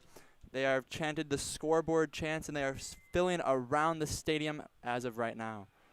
You know, the Bronco Nation likes to be very vocal during the games as Smith takes it up for a couple yards, but Prospect defense holds their own, playing with aggression, kind of standing over Smith, but you know, that's a good, that's kind of justifiable for the Bronco Nation to say scoreboard. I wouldn't really be, you know, actually, it's good to show aggression, but hey, if you're going to show aggression, taunt someone, gotta Gotta be able to back it up, Austin. Yes, you do. Bronco faithful continuing their chance as it's 3rd and 2. Anderson in shotgun formation. 2 receivers out on both sides of the field. Might be an inside zone as Sweeney comes over the middle. But they're looking to pass it here. Anderson rolling right, trying to look for a misdirection. He's pressured by Knights, and the Knights will stop him. Great play by the Prospect Knights.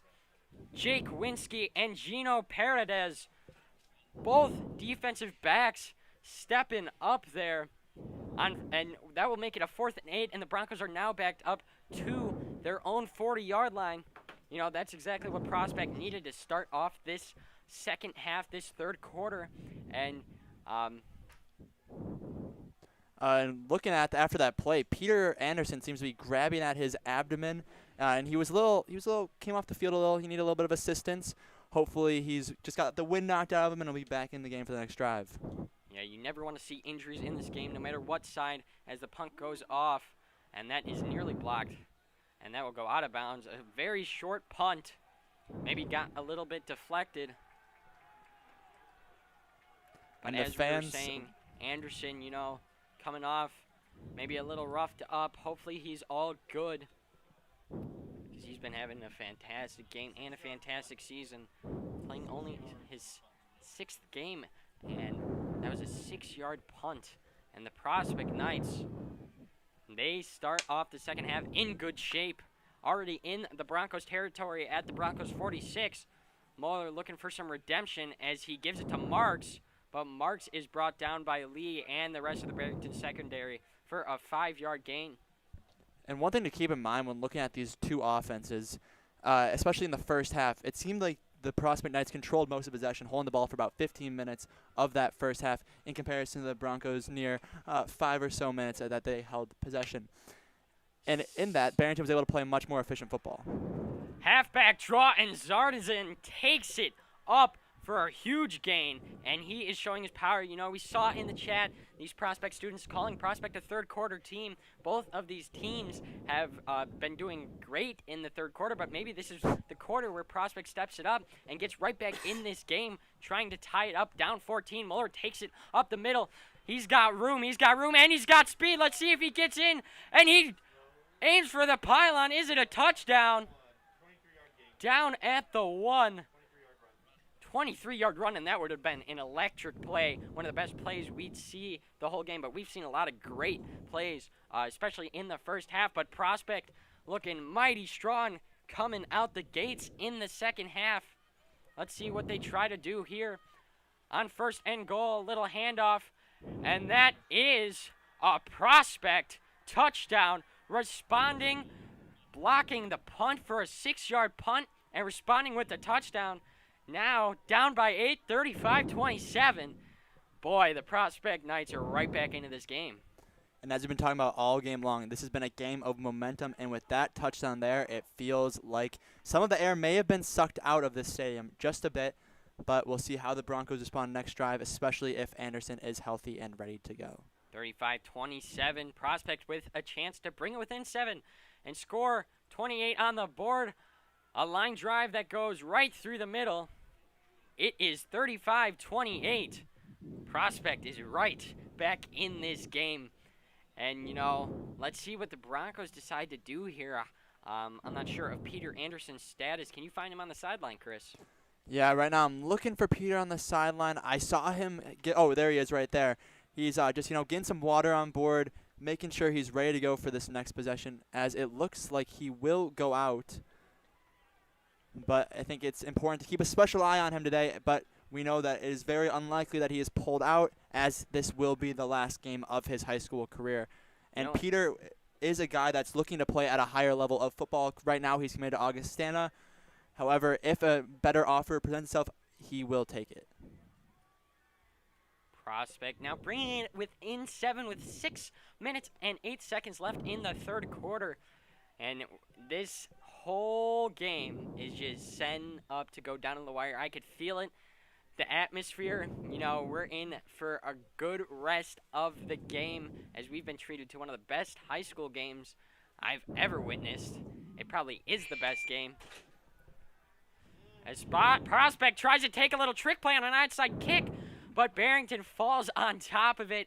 Close call. Prospect using their aggression to kind of turn the tables as they kind of been doing that here in this second half.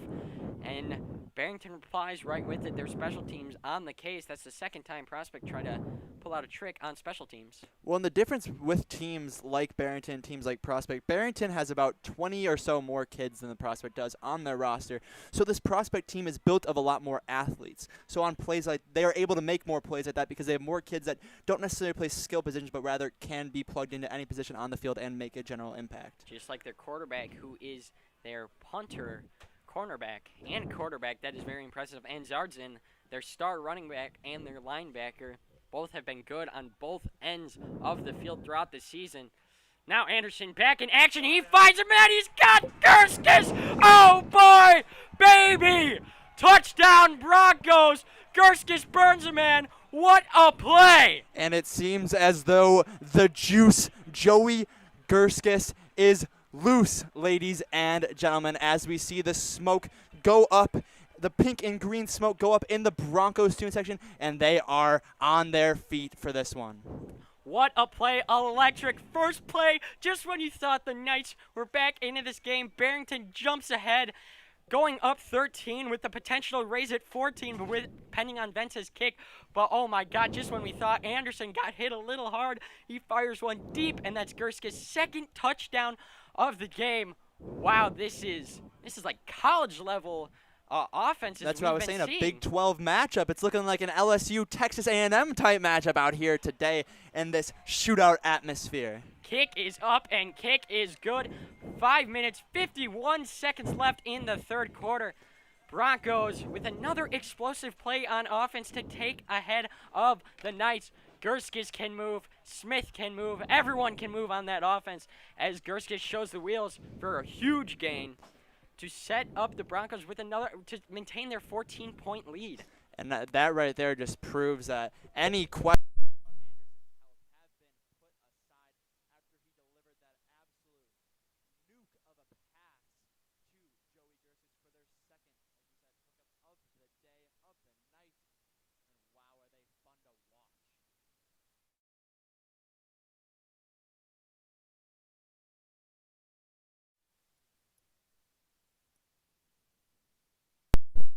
Third quarter, high-scoring game, kind of like a Rams-Chiefs primetime game here.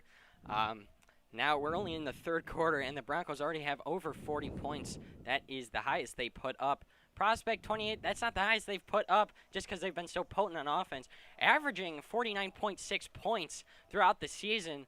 But, both teams going at it. 14-point lead, but this game's not over.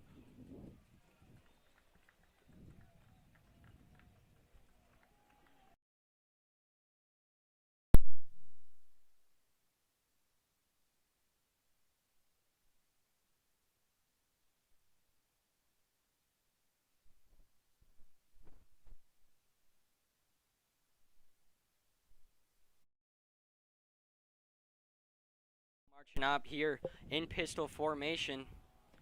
Fires a bullet to Covey. I believe that's Covey. But he takes it up for an 11-yard gain, and Prospect maintains, and they're still moving. Despite this Prospect defense giving up a lot of points, we were talking a lot prior to the game about how Broncos were going to handle the Knights offense, but it seems like that doesn't really matter so far, as it's been the Broncos offense who's been putting on even more of a show. We see Prospect, they've been doing very well offensively. As a handoff to Zardzin, he breaks an ankle. Jeez! And Kruger capitalizes on that play, but what a show of athleticism by Zardzin. I'm not sure whose ankle he broke, but he definitely got him good. Maybe the turf was a little slippery. And he will definitely be putting that one on the mixtape, you could say. However, he was stopped after a small gain, luckily for the Broncos. Muller now rolling out to the right, fires a short one. That is a first down that is intended for Oren Walter, and they connect on that play. Owen Walter's been very active, a couple bad drops in the first half, but he's had a lot of nice catches, and he seems like the short check down guy along with Marks, who's been very active, both of them. Yeah, it's really nice to see Walters almost get out of his head, per se. Little handoff to Zardzin, who's moving with speed, breaks a bunch of tackles, and takes it for a first down. Prospect continuing to move the chains, replying to Barrington's huge explosive play on the previous drive. 4 minutes, 38 seconds remaining in the third quarter as the clock continues to wind down. Pistol formation. Muller just takes a short one. It's high.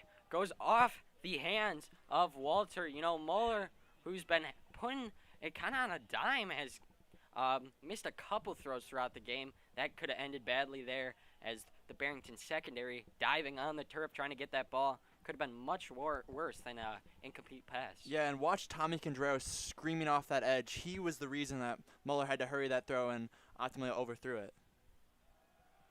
Muller now taking the snap. He's looking over the middle, and it is intended for Walter, but broken up.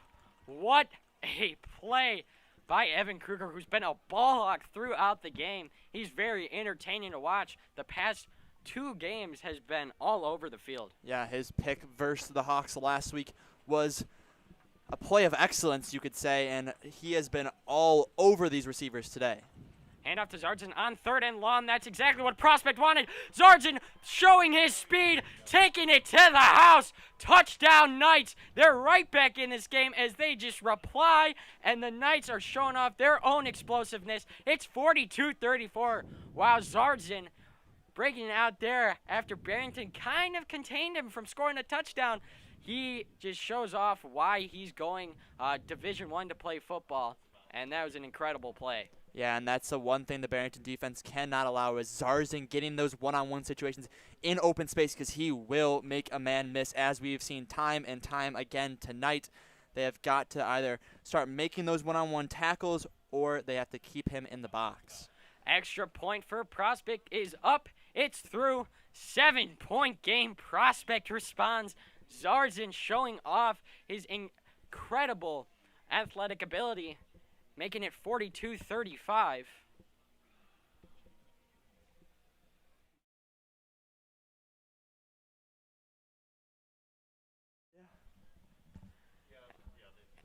And yeah, that is exactly what Prospect needed. What do you think of that kind of drive that Prospect put together there? Yeah, that drive was methodical up to the point where they had the 40-plus yard play there by the Knights offense. That's been, they've been, like I said, methodical up to this point, but they finally had one of those Broncos, bigger plays that we've seen out of Barrington tonight, and, they emulated that pretty well. Just one of their drives ending up in a pick six, which is why they're down by 7. It'd be a tie game without that total mishap. But, Moeller and company have responded, and they've been having a clean game since, scoring touchdown after touchdown. But Broncos repeat that pattern, just replying, as you said, like a pendulum, going back and forth. Now the Broncos will receive it again with the intention of trying to score 49. Yeah, I think it's crucial that Barrington scores on this ensuing drive, as it seems that, the Broncos defense has started coming up a little short against this you could say blistering. They are starting to heat up a little bit, this Knights offense, and the Broncos have to keep putting points on the board to keep these Knights out of contention. Just leading up by 2 possessions is what I consider would be comfortable, even settling for a field goal here. And also, I know it's very early in the game for draining the clock, but, running the ball, depending on your running as a fumble snap there, Anderson just decides to fall on top of it, and that's exactly what the Broncos didn't want to happen to start off their drive. That is going way far back.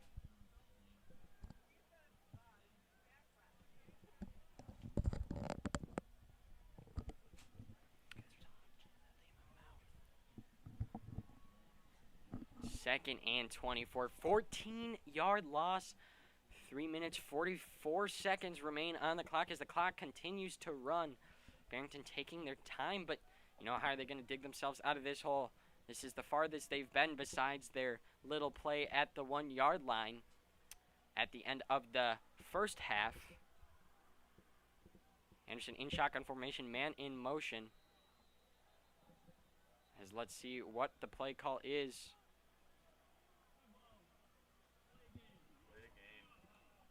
Delay of game, second delay of game of the game, and that's not what the Broncos want. Just moving back.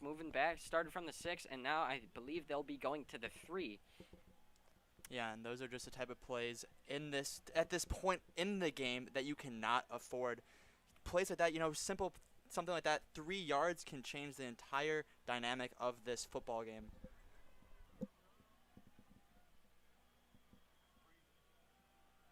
Anderson now taking shotgun, throwing deep, almost gets sacked for a safety.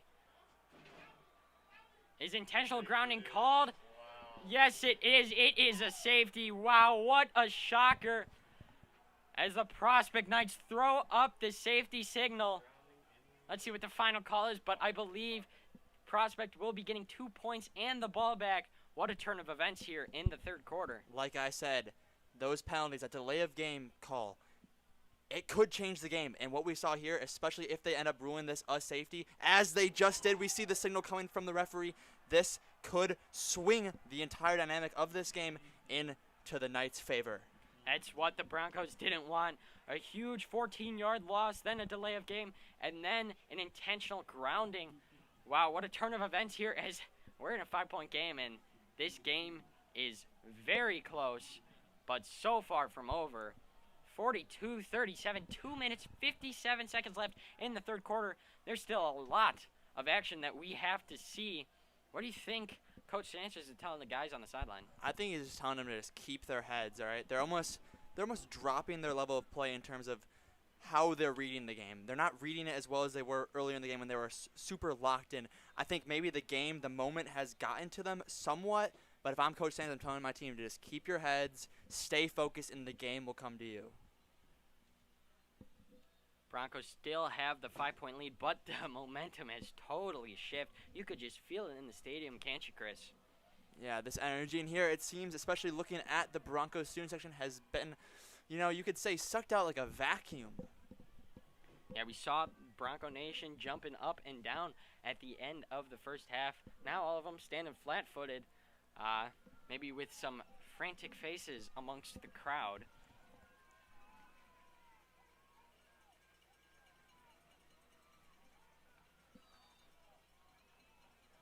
Broncos now send up for the kickoff at their own 20-yard line after a safety. That's the high school rule, and they will abide by that, of course. It is the NFL rule as well. Yeah. And we love to give a great shout out to our rules analyst in the box with us, Mr. Price.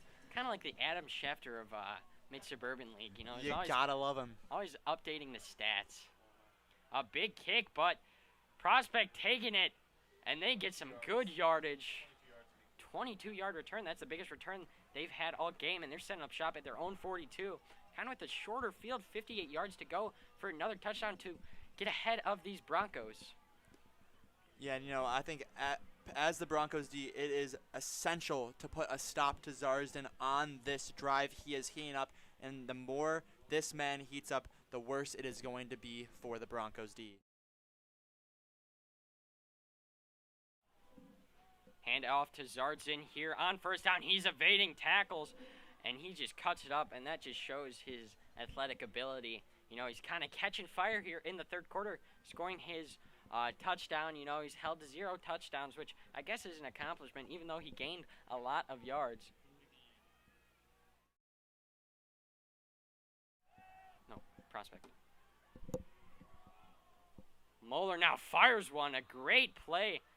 That is to the man, Splinter, who's been active. A lot of these receivers have been active throughout the passing game. You know, we see the Prospect Knights run a pistol formation with a 4-receiver set, even though they won't repeat that action here, while with receiver Owen Walter as tight end. Play action. It's going to be a little flat, but it's thrown behind him. Moeller misses Walter on that play. Yeah, we can see now the Bronco faithful are trying to go B-A-N-A-N-A-S. Bananas, ladies and gentlemen. 2nd and 10 at Broncos 44-yard line. Broncos looking at, or Prospect looking to take the lead there as Zardzin is trucked for a 3-yard gain. Still managed to get a big gain, or not really a big gain, but still managed to get some yardage. You know, most running backs would be taken down behind the line of scrimmage, but it's 3rd and 7. This is the momentum change that Broncos need here in the second half as a little screen to Marks. Marks breaks it up, and he's still going, stays on his feet, taken out of bounds. And Prospect is getting this momentum aggression that these guys in the chat were warning us about, and we've certainly seen it take place here in the Mid-Suburban League Championship. Yeah, one thing that I've noticed throughout the game has developed is the Prospect Knights are being a lot more meticulous. Earlier in the game, they were running a lot more hurry up, but now they're really being methodical with their approach. A little draw action to Zardzin, who takes it up for a good carry, setting Prospect Knights up for a nice 2nd and short. And, you know, I wonder what Barrington will try to do here. Their defense kind of being a little torn to shreds in this 3rd quarter. Play action. Moeller looking for Walter, but he fires one deep instead, and it will be broken up, intended for Tyson Splinter, who's had a lot of targets on this drive. Well, 1 target on this drive and 1 reception, but a lot of targets throughout the game. Yeah, and I know speaking to a couple of defenders on the Broncos, they were telling me that Splinter was talking a little bit of trash off the field, and it seems like they're taking this a little bit personal in the game. Splinter's been very animated as it's a stretch run to Zardzin, who takes it up, and he stiff arms a man, but a nice tackle by Connor Lee, saving what could have been a touchdown, 6 points to give Prospect the lead, but not what the Broncos want, as the flag is on the play. Maybe a holding. Block in the back, it appears to be. Let's see what the final verdict is.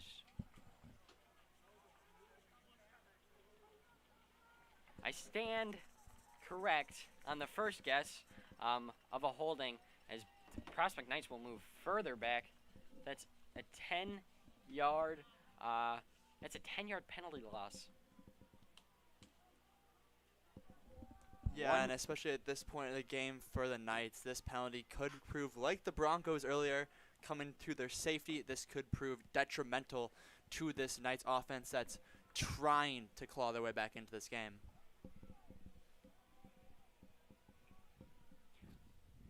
Yes, indeed. As Prospect, you know, maybe this is, I guess, what the Broncos needed, a little holding call to kind of slow the Knights down. And we see 41 Gavin Sarkar getting ready to throw out the water to his teammates. You know, you got to love the good gamesmanship out there by the Bronco boys. Yeah, you know, these juniors, they're working hard, and we'll see a lot of them taking place on the field, getting a lot of snaps next year. We see guys like Connor Lee, Luke Rosenswag, all being very active on the defensive end of things. And I'm very impressed with a lot of these juniors. Yeah, and we're a fellow class of 22 men. So we know these guys personally. So it's inspirational to see these guys working hard and being on the field. Yeah, I think one guy to look out for next season is QB1 Harley Thompson. You know, in the little few snaps he's had this season, he's shown sparks of greatness, which hopefully he will bring with him to next season. You know, 2 years, 2021, same year, 2021 football seasons. Wow, will it be interesting. 3rd down, Moeller takes a snap. He's looking back. He's pressured by Calder. Moeller evading pressure, tries to get rid of it, and he does, but it's still a loss of 1. That's what the Broncos needed to step up. Let's see what Prospect decides to do here. Likely staying out on the field, playing aggressive as 55 seconds remain and the clock continues to run. And This, I think, has been so far the biggest play of the game. 4th and 13, 15, my apologies. Bronco Nation getting reinvigorated here, making some noise to distract this Knights offense as the clock goes under 30 seconds in the third quarter. Muller takes a snap. He's looking deep. He's going to fire for a man on a curl route, but it is stopped. Darren Darlington all over that. What a machine. He is like a bullet moving at these receivers and taking them down right as they catch the ball. Wow, what a defensive stand by the Broncos, and that's exactly what they needed, Chris. And I know E.J. Darlington, wherever he may be watching this live stream, has got to be proud of his brother as he has, really been able to, keep the line, you could say, of the Darlington blood being dominant in this Bronco football team. And these Bronco fans are re-energized, you could say. 18.6 seconds left in the third quarter, and that's exactly what they needed to kind of go out in style on defense and get a stop. They've been struggling a little in the second half defensively as a handoff to Smith. Smith is moving. He breaks tackles. He's still going. Oh, ball's out, fumble.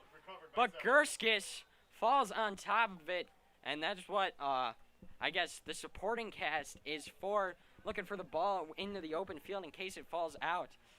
Broncos caught a little break there.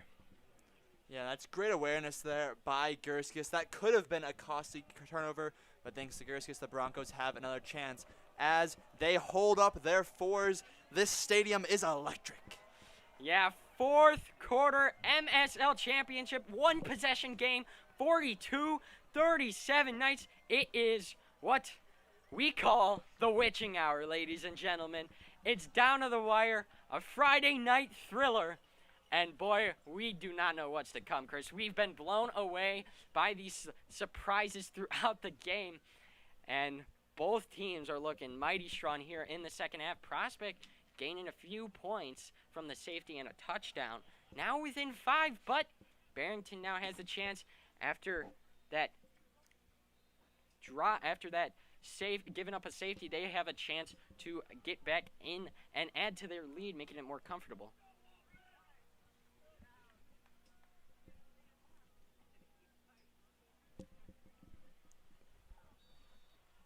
Now, Anderson and company, who have been doing very well this game, despite giving up that little safety, they've been having one of their best offensive games of the year. Super explosive. Anderson will take the shotgun, hand it off to Smith, who can explode on these inside zones. And it's a 12-yard gain. We see that a lot. The inside zones and counters. That was a counter. My apologies. Counter run, Smith, we see him when it's at midfield. The Broncos love giving it to him up the middle, and he breaks out and scores. I'm surprised he didn't kind of break out there because, we see that very often throughout the season, and we saw it today.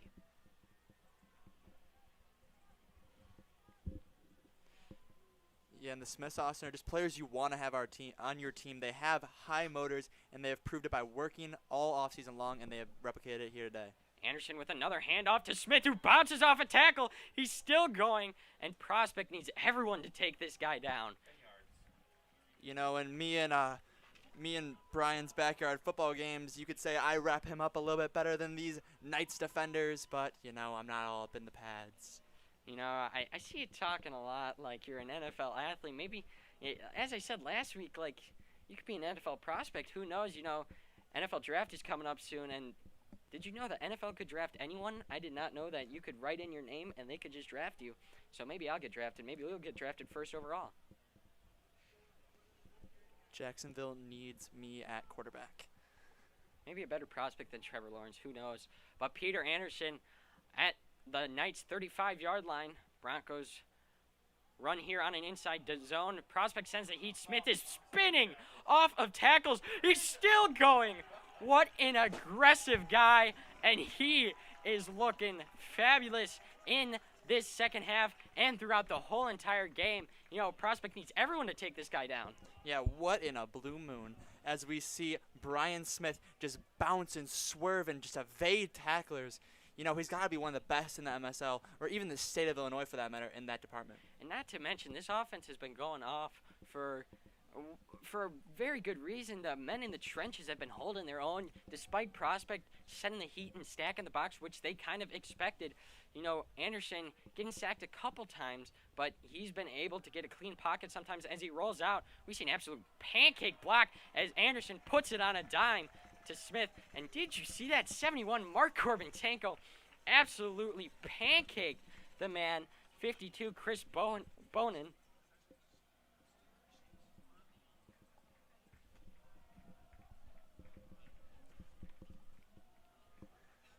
Yeah, and Gorbatenko really making, do of his name on that pancake block there, really looking like a tank as he, seamlessly plowed over number 52 on the Knights. And now Broncos setting up shop here on 1st and 10. And this is kind of what they need here in the closing stages of this game. Add to their lead. They're up by 5 as a handoff to Smith. Smith takes it up for a decent gain as the Broncos have their first down yardage, but it might be a 2nd and 6. And that's one thing that the Broncos are learning throughout this game. Not every play can be a big play. And now we're finally see them tearing out a little page of Prospect's playbook, slowly draining this clock, moving the ball down the field, short little 4 or 5 yard gains. And, right now they're just knocking on the door of the end zone. Broncos running a little bit of a bunch set here in shotgun formation. We see a lot of guys out wide all the time. A little shovel option to Gurskis, who has speed. Prospect reads it well. Nice play by the Prospect front 7 to get after Gurskis and read those misdirections. We see a lot of these offenses pulling off a lot of misdirections and play action rollouts throughout the game. Muller and Anderson like to do that, and that's kind of where both of them excel at, throwing it on the run and evading pressure and using their speed. And, that is, like I said earlier, not an easy skill to learn. Both these quarterbacks, Muller and Anderson, have put in the work countless hours, after games, after practice. They put in that extra 10%, and that's why they're here today. A big play here. 3rd and 4 at the Knights 14. Broncos up by 5 with 7:55 left. Anderson with the play action under pressure, looking for a screen. He's going to throw it away. And Prospect was going after him. Referee's checking for grounding. Line judge says the receiver was over there, so they're just calling it Incomplete pass. Refs maybe reviewing a potential intentional grounding. If they called that intentional grounding, I don't know if I'd agree with that. To the receiver in the area. It was running the wrong way, so that's why they did not call it. But that's why the referee is pointing to the line judge. And now a big play here, trying to make it an 8-point game. Ramiro Vences set up for his first field goal attempt in this offensive explosion. He's been 6 for 6 on PATs. This will be around a 31-yard kick. Let's see if he knocks it through. It's up, and it is good. Broncos up by 8, and Ramiro Vences just adding to the offense, the offensive showing, responsible now for 9 points. That's pretty incredible for a kicker. Yeah, and you gotta love the hold there by Thompson. Exquisite. Like I said last week, there were a couple of times where on PATs, Vences seemed like he wasn't getting a good hold on the ball, wasn't getting a really good feel when he kicked it. But today he has looked lights out, making all 6 of his PATs plus that field goal right there, putting him at 10 points for the night. But the Knights, they're still within 1 possession, 8-point game, 7 minutes, 40 seconds left to go in the game. And now Barrington setting up back in to kick it off, and I feel like this is the biggest drive of the game for the Knights. Can they capitalize? Because, they like going down, moving methodically unless they break out for a big play, which we've seen in prior games, but there hasn't been a bunch of huge plays, I would say. Knights, I believe, scoring all their points in the Broncos from the Broncos territory. And now the student section has arrived. They're re-energized after going up by 8. A nice kick there, but Prospect taking it out. He breaks it up, and a nice return there. A flag called on the play. They'll be at the 31, but there will be a flag on the play. And like I was saying earlier, Austin, this is going to be a very, like you were saying, this is going to be a very big drive, very crucial drive for this Prospect offense. But don't forget, even if they score the touchdown, the Broncos D would have one more chance to stop them on that 2-point try if they were to take it, which I think if I'm the Prospect coach, I would in this situation. Yeah, but then you're only down by 2, and maybe the Knights, they like to move with haste, but they also move methodically, so they do drain some clock off, but they might be in hurry up, full speed, just going ahead and just moving up, trying to tie this game up. And even if they miss the 2-point conversion, they still could get a second chance at it, as the Prospect Knights move back after I believe a holding is called,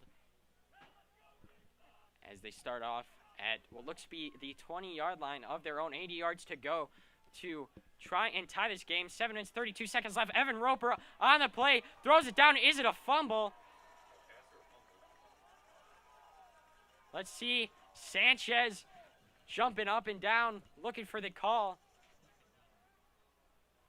Incomplete pass call. I kind of agree with that call. I saw from my angle, I saw Mueller get rid of it last second, but Roper was on the pursuit, and maybe if Mueller didn't have such good awareness, it could have been done, and the Broncos would get the ball back.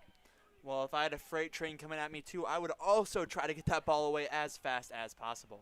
Mueller takes a shot deep and overthrows a man. That could have been a big play there. That would probably be, if they connect on that play, Knights could have scored a touchdown there to bring it within 2, and that would have been the biggest play of the game, their biggest play of the game. And, boy, that would have been an impressive play, but it did not connect. Mueller overthrew his guy. 3rd and 10, huge play in the game. And, boy, this student section knows it too, and they're making a bunch of noise. Looking back to the coaches, Mueller taking the snap in pistol formation, rolling out to the left, trying to look for someone. He has a man for the first down. That's Walter taking it for the first down and more, and that's a big gain. Prospect taking advantage and coming in clutch throughout the game. A 17-yard play on a 3rd down, and we've seen him capitalize a lot on 3rd downs. Yeah, and with just 7 minutes to go in this game, it's going to be interesting to see the tempo they play with. Are they trying to make this like a one long-lasting possession, or are they going to try to break this down and leave some time on the clock if the Broncos were to answer? 7 minutes. The clock goes under 7 minutes. Muller's looking deep into double coverage, and he does not connect.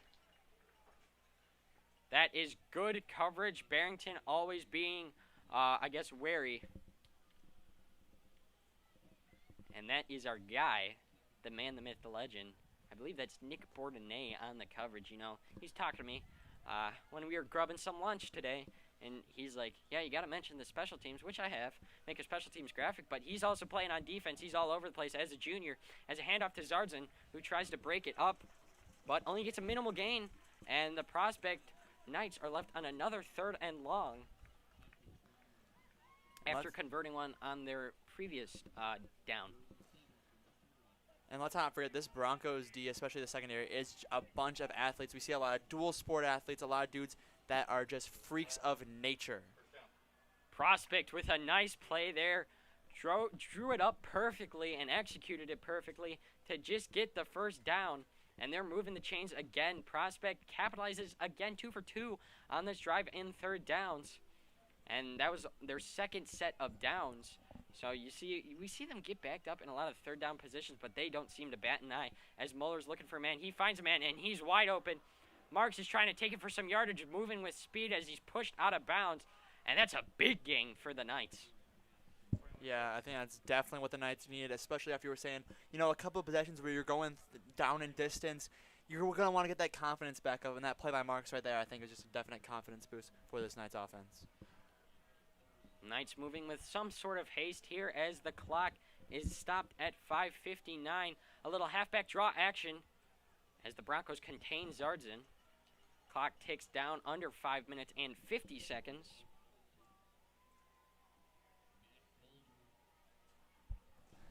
Matt Calder on the tackle.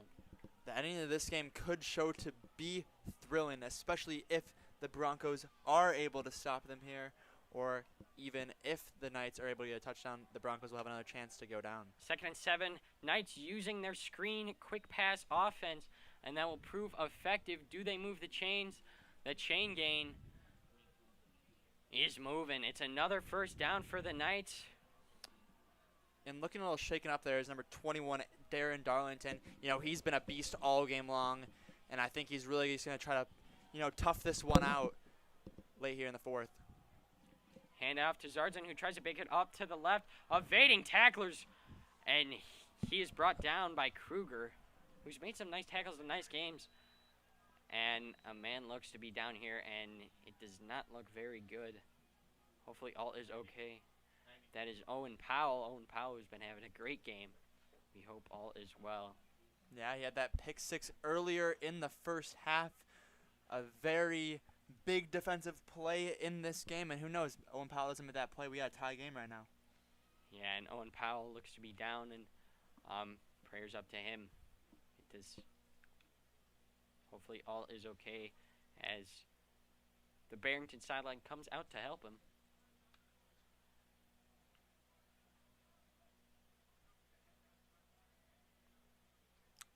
It looks to be, hopefully, from the view up here, looks like maybe like a cramped or pulled hamstring, or, you know, these guys have been playing a lot of snaps tonight. They're moving the ball fast.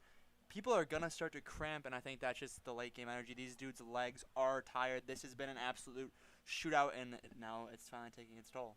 Yeah, we hope it's nothing major, because that is terrible. You never wish that in football. It's a very physical game. As Owen gets up, showing his strength, limping off the field. And he's been a fighter throughout this game. As a junior, getting a pick 6. Very impressive.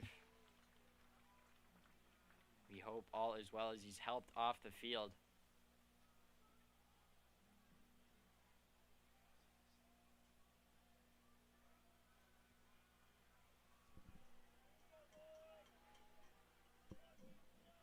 And yeah, as we were saying, we are hoping it's a cramp, but it might look a little worse than that. But the Knights here on 2nd and 3 are looking deep, testing the coverage. And it is incomplete. No, sir. You're going to need to do a little more than that to beat a skilled corner like Nick Bourdonnais, as we saw there. That man is an absolute athlete. Nick Bourdonnais has speed. They were trying to test him in man, but you don't want to do that often. It could wind up a lot worse. Maybe a interception, but he was smothered all over that as Broncos looking maybe in a man coverage again. 3rd and 3. Big plays. It will just be a handoff off the middle to Zardzin. Does he stumble forward for a first down? He does. The chains are moving again, and the Knights are setting up shop for a possible touchdown that is looking well within reach. Yeah, Austin, they're about 9 yards out, so now we're in 1st and goal situation. It'll be interesting how they play this down in distance. Muller looking deep. He's trying to test a man. And it is caught. Touchdown. That is Tyson Splinter, who grabs it over the head of the Barrington secondary. And he definitely had something to say. Staring down the defensive back. Is that Evan Kruger in coverage, Chris? I believe that was Evan Kruger in coverage. And don't let that overshadow. Evan Kruger has had a great game and has bailed this Bronco D out a plethora of times in this game alone. So it should be nothing he should hang his head about. He will get another chance. Nice play by the Knights here within 2 now, trying to tie the game up for the first time since the beginning of the 2nd quarter. He's looking. He's going to find a man. Caught. Knights tie it up. Back to Tyson Splinter, who's having a day, as it's 45-45. And does overtime look possible? Yes, it does. 4 minutes, 37 seconds left in the 4th quarter. Maybe this will end in regulation, but we are tied back to square one, points after points, and I'm excited. Yeah, this should be thrilling to watch. And Austin, I'm not going to lie to you, I am a little unpolished on high school football overtime rules, but if it goes down to that, it should be very interesting to watch. We got Mr. Price by our side. Gets the ball, 1st and goal from the 10. You alternate. It's like college, except you start at the 10. All right, so from our rules analyst, Mr. Price that apparently it is similar to college football overtime rules, but each team gets to start with the ball on the 10-yard line, so it is a first and goal situation, and the teams have to score to keep up with each other. 45-45, 4 minutes, 37 seconds left in this fourth quarter. Will we know the score when the clock hits 0, or will we be going to overtime?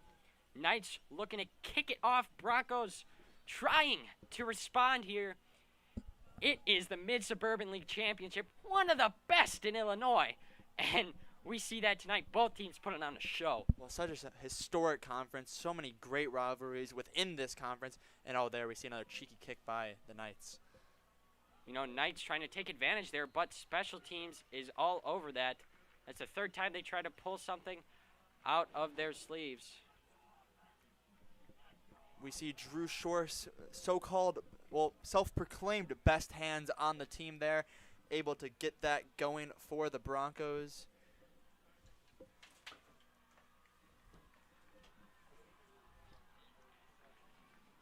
Peter Anderson and company marching out to the field. He's leading the Stampede, 45-45, a high-scoring thriller. Everyone's on their feet. 4 minutes, 32 seconds left in this game.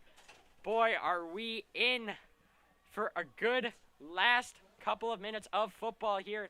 Anderson takes the snap, but play is stopped beforehand. Timeout Prospect. Maybe they didn't like the look there, as it was going to be a handoff to Brian Smith. And, you know, he's been having a great game. Yeah, those two 60-plus yard runs for touchdowns, as we discussed earlier, have been crucial to the Broncos offense as of today, especially their rushing attack. And, you know, with this last 4 minutes and 30 seconds left, I wonder if they're going to go into a little bit of 4-minute offense, as we've seen throughout the season a little bit, but they have never run it in this type of situation. This is the most they've been tested in the fourth quarter all season long. Yeah, both teams have been kind of demolishing their prior competition, as Prospect totally killed Buffalo Grove, and without that they wouldn't be in this game, but it does not matter. It is 45-45. Both teams are now in probably the most thrilling games of their lives, and especially during the season, because both teams have been killing their prior competition, and I don't see anyone else besides these two teams that deserve to be in this game.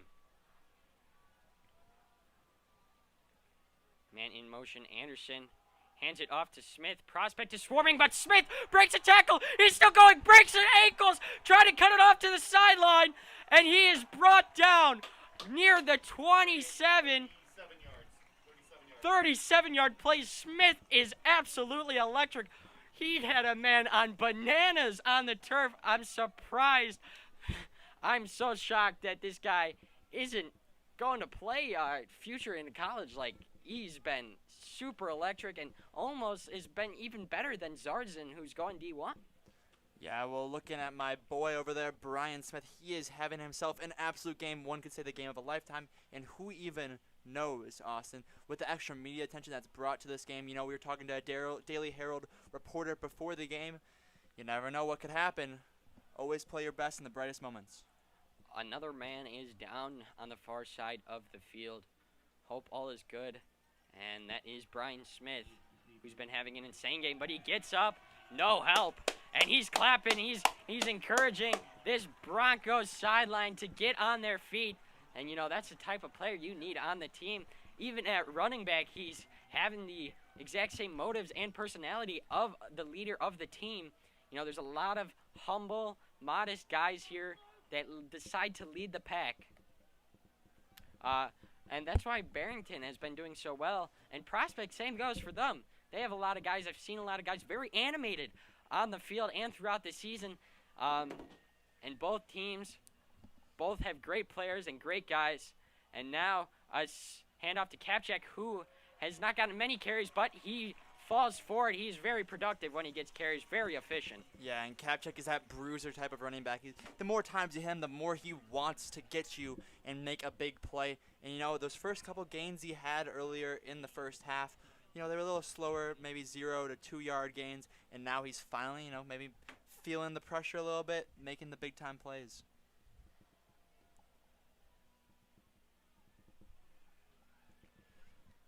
3 minutes, 45 seconds remaining. Clock is still winding down. 2nd and 3, Broncos. I think it is the right decision to try to drain as much clock as possible. You know, with both offenses not being able to be stopped in this second half. Handoff to Kapchak. Kapchak moving with strength, but Prospect swarms all over him. A pickup of 1, and it's 3rd and 2.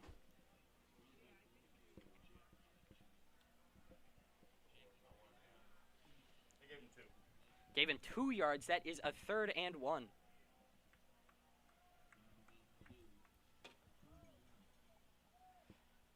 Let's see what the call is. I think you run it up the middle. Based on how efficient the run game has been, we see primary wide receiver 1, Gerskis, sub out for Smith. Maybe that's a signal. And Austin, let's say you lose yards here as the Broncos. Are you settling for a field goal? You know, I wouldn't settle for a field goal. Possibly, but I wouldn't really take the risk. As Prospect jumps off sides, and that is what Barrington needed. Gets him on the snap. And you could tell this Bronco Nation is in that Prospect defense head. And it's like we're genies. We called this. We said the Bronco Nation would be an X factor as they've proven to be there. A huge, huge play that happens. They're on 3rd and short, 3rd and crucial, you could say. 2 minutes, 40 seconds left, and offsides called. You could see the disbelief on the Prospect defense's face. Let's see if they decide to rebound here. Now, Broncos stacking a bunch of men on the line. And it's great to see Brian Smith back in the game. He has been an X factor here tonight. Anderson takes the snap. Handoff to Smith, who's moving with speed. Smith falls forward, and he will wind up short of the first down. A 7-yard gain, but still a very good gain. And Broncos are knocking on the door, but then will the Knights take their swords out and defend? You know, right now it's looking like Brian Smith has his name written all over this game, and that is my guy, and I think that he is going to be that extra gear that the Broncos, as we talked about before the game, will have over the Knights. He has been Mr. Reliable tonight and has been nothing short of spectacular. Broncos putting all their men on the trenches here as Prospect decides to stack the box. 2nd and 3. Handoff to Smith again. Smith falling forward. Is he in? Yes, he is. Touchdown, Broncos. 1 minute, 49 seconds left on the clock. 51-45. And Broncos now, will they add another extra point to make it a 7-point game? And that's a little hat trick there for my dog, Brian Smith. That man is an absolute beast all season long. He deserves more attention than he is getting from these college scouts, and he is proving that tonight, saying, why not me? Yeah, and what a game so far, and it's so far from over. 1 minute, 49 seconds left. Vences now lining up to go 7 for 7 on extra points. Let's see if he does. Prospect blitzing through, but Vences knocks it through. He's been 100% accurate. Kind of like the Stephen Curry of kicking, you could say. And the Broncos are up 7 as the Knights are left with a task that is so far but so close. And we'll see what's in store with 1 minute and 49 seconds left remaining.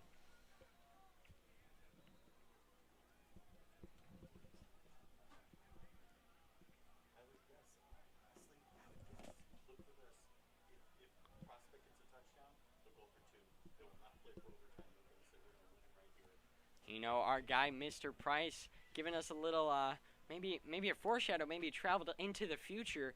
We don't know, but he's been very accurate with his predictions so far about this game. If Prospect scores, which is likely based on seeing how this Knights offense and the Broncos defense have matched up in this second half, you think they'll go for 2, Chris?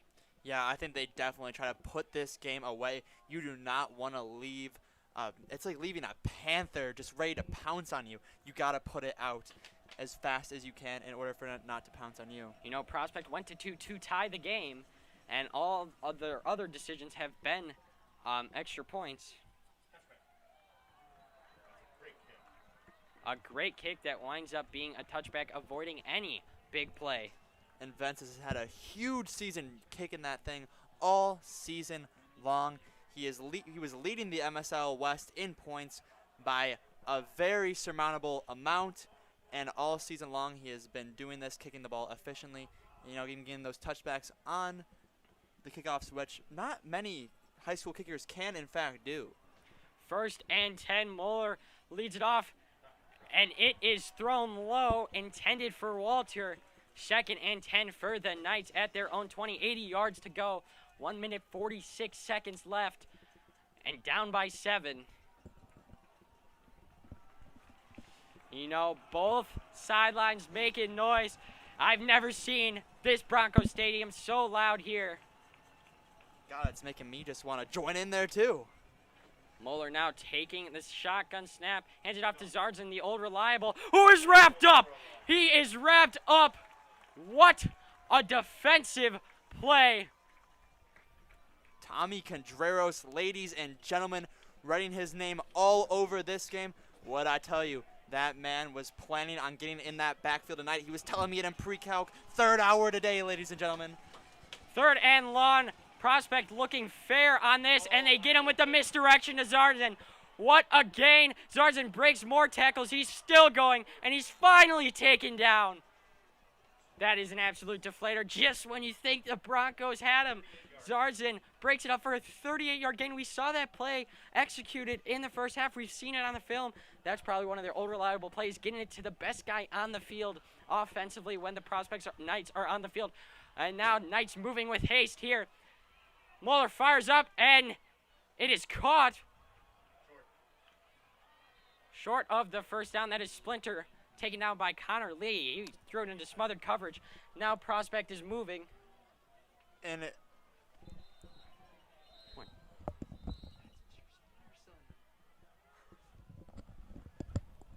And shout out to my old 7th grade basketball coach's son, Mr. Splinter's son, Splinter, number 85 out there, really having a game for himself today in this MSL championship. 42.1 seconds left remain on the clock. Man is down. I believe that is Connor Lee. Don't really know by the numbers, but if it is, we hope he's all good as he gets up. Yes, that is Connor Lee, who's been having a fantastic game as a junior. One of the defensive guys that has been stepping up game in and game out, especially in this game. Jogs off, shows his toughness, and I think he'd be ready to go back on the field anytime, but it is 2nd and 1, 35 yards left to go, 42.1 seconds left.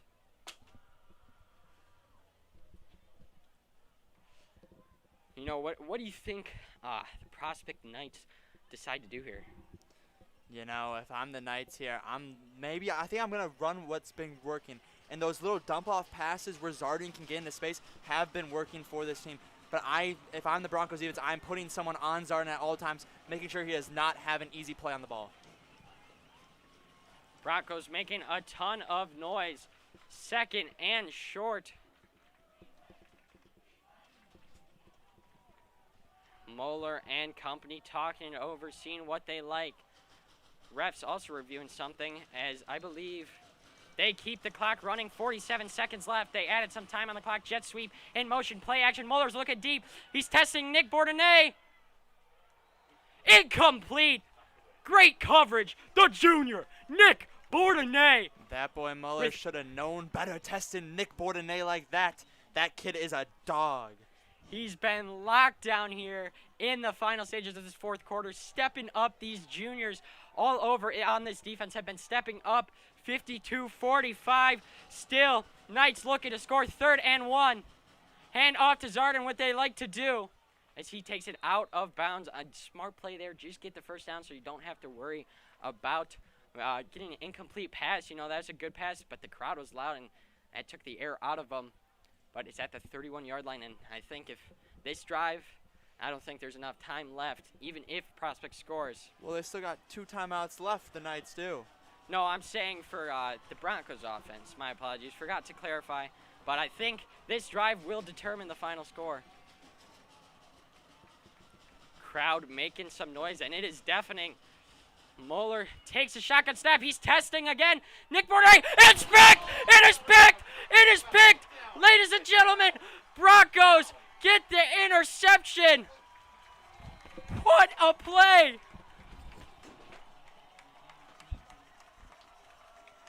Evan Kruger. That is Evan Kruger. The man we were saying had to keep his head up after he did. You know, you got to give him the credit, number 85. He was mossed by 85 in the corner of the end zone just minutes ago. Gets his redemption, like I said, keeping his head up, making big plays for this Broncos defense all season, and he was nothing short of perfect on that play. What a play. What a play. I was warning, don't test Nick Bourdonnais. He was in coverage. Evan Kruger came out of nowhere, and they thought they had the nerve to test him again. And I think, Austin, that is all she wrote as the Bronco faithful are ready to possibly storm this field after the game.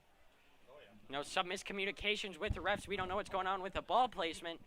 52-45, 18.1 seconds left.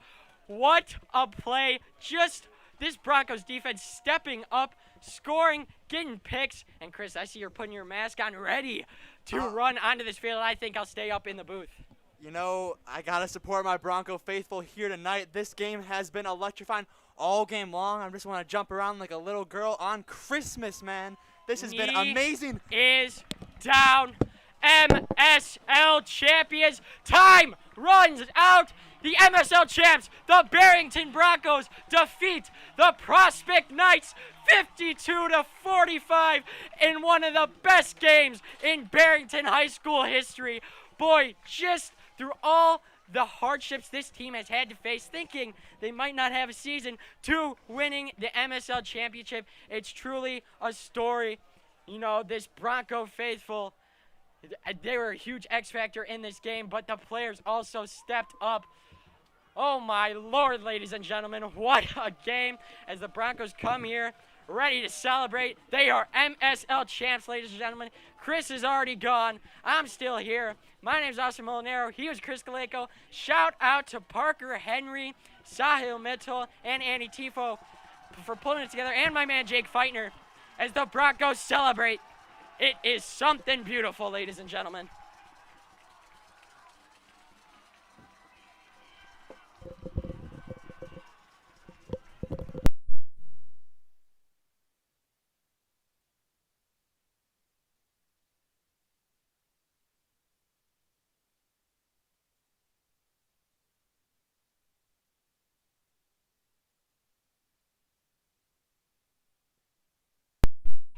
And lastly, as the Broncos celebrate with the students, we would like to say thank you, ladies and gentlemen, for tuning in. It's truly a glorious sight. I have a huge smile on my face, and shout out to all the Prospect people that decided to tune in. We do appreciate your support.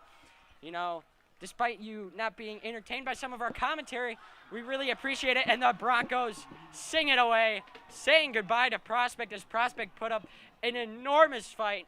And geez, what a game. I'm Austin Molinaro, and we truly hope you enjoyed this live stream. We'll see ya next fall, or for football at least. See you next time.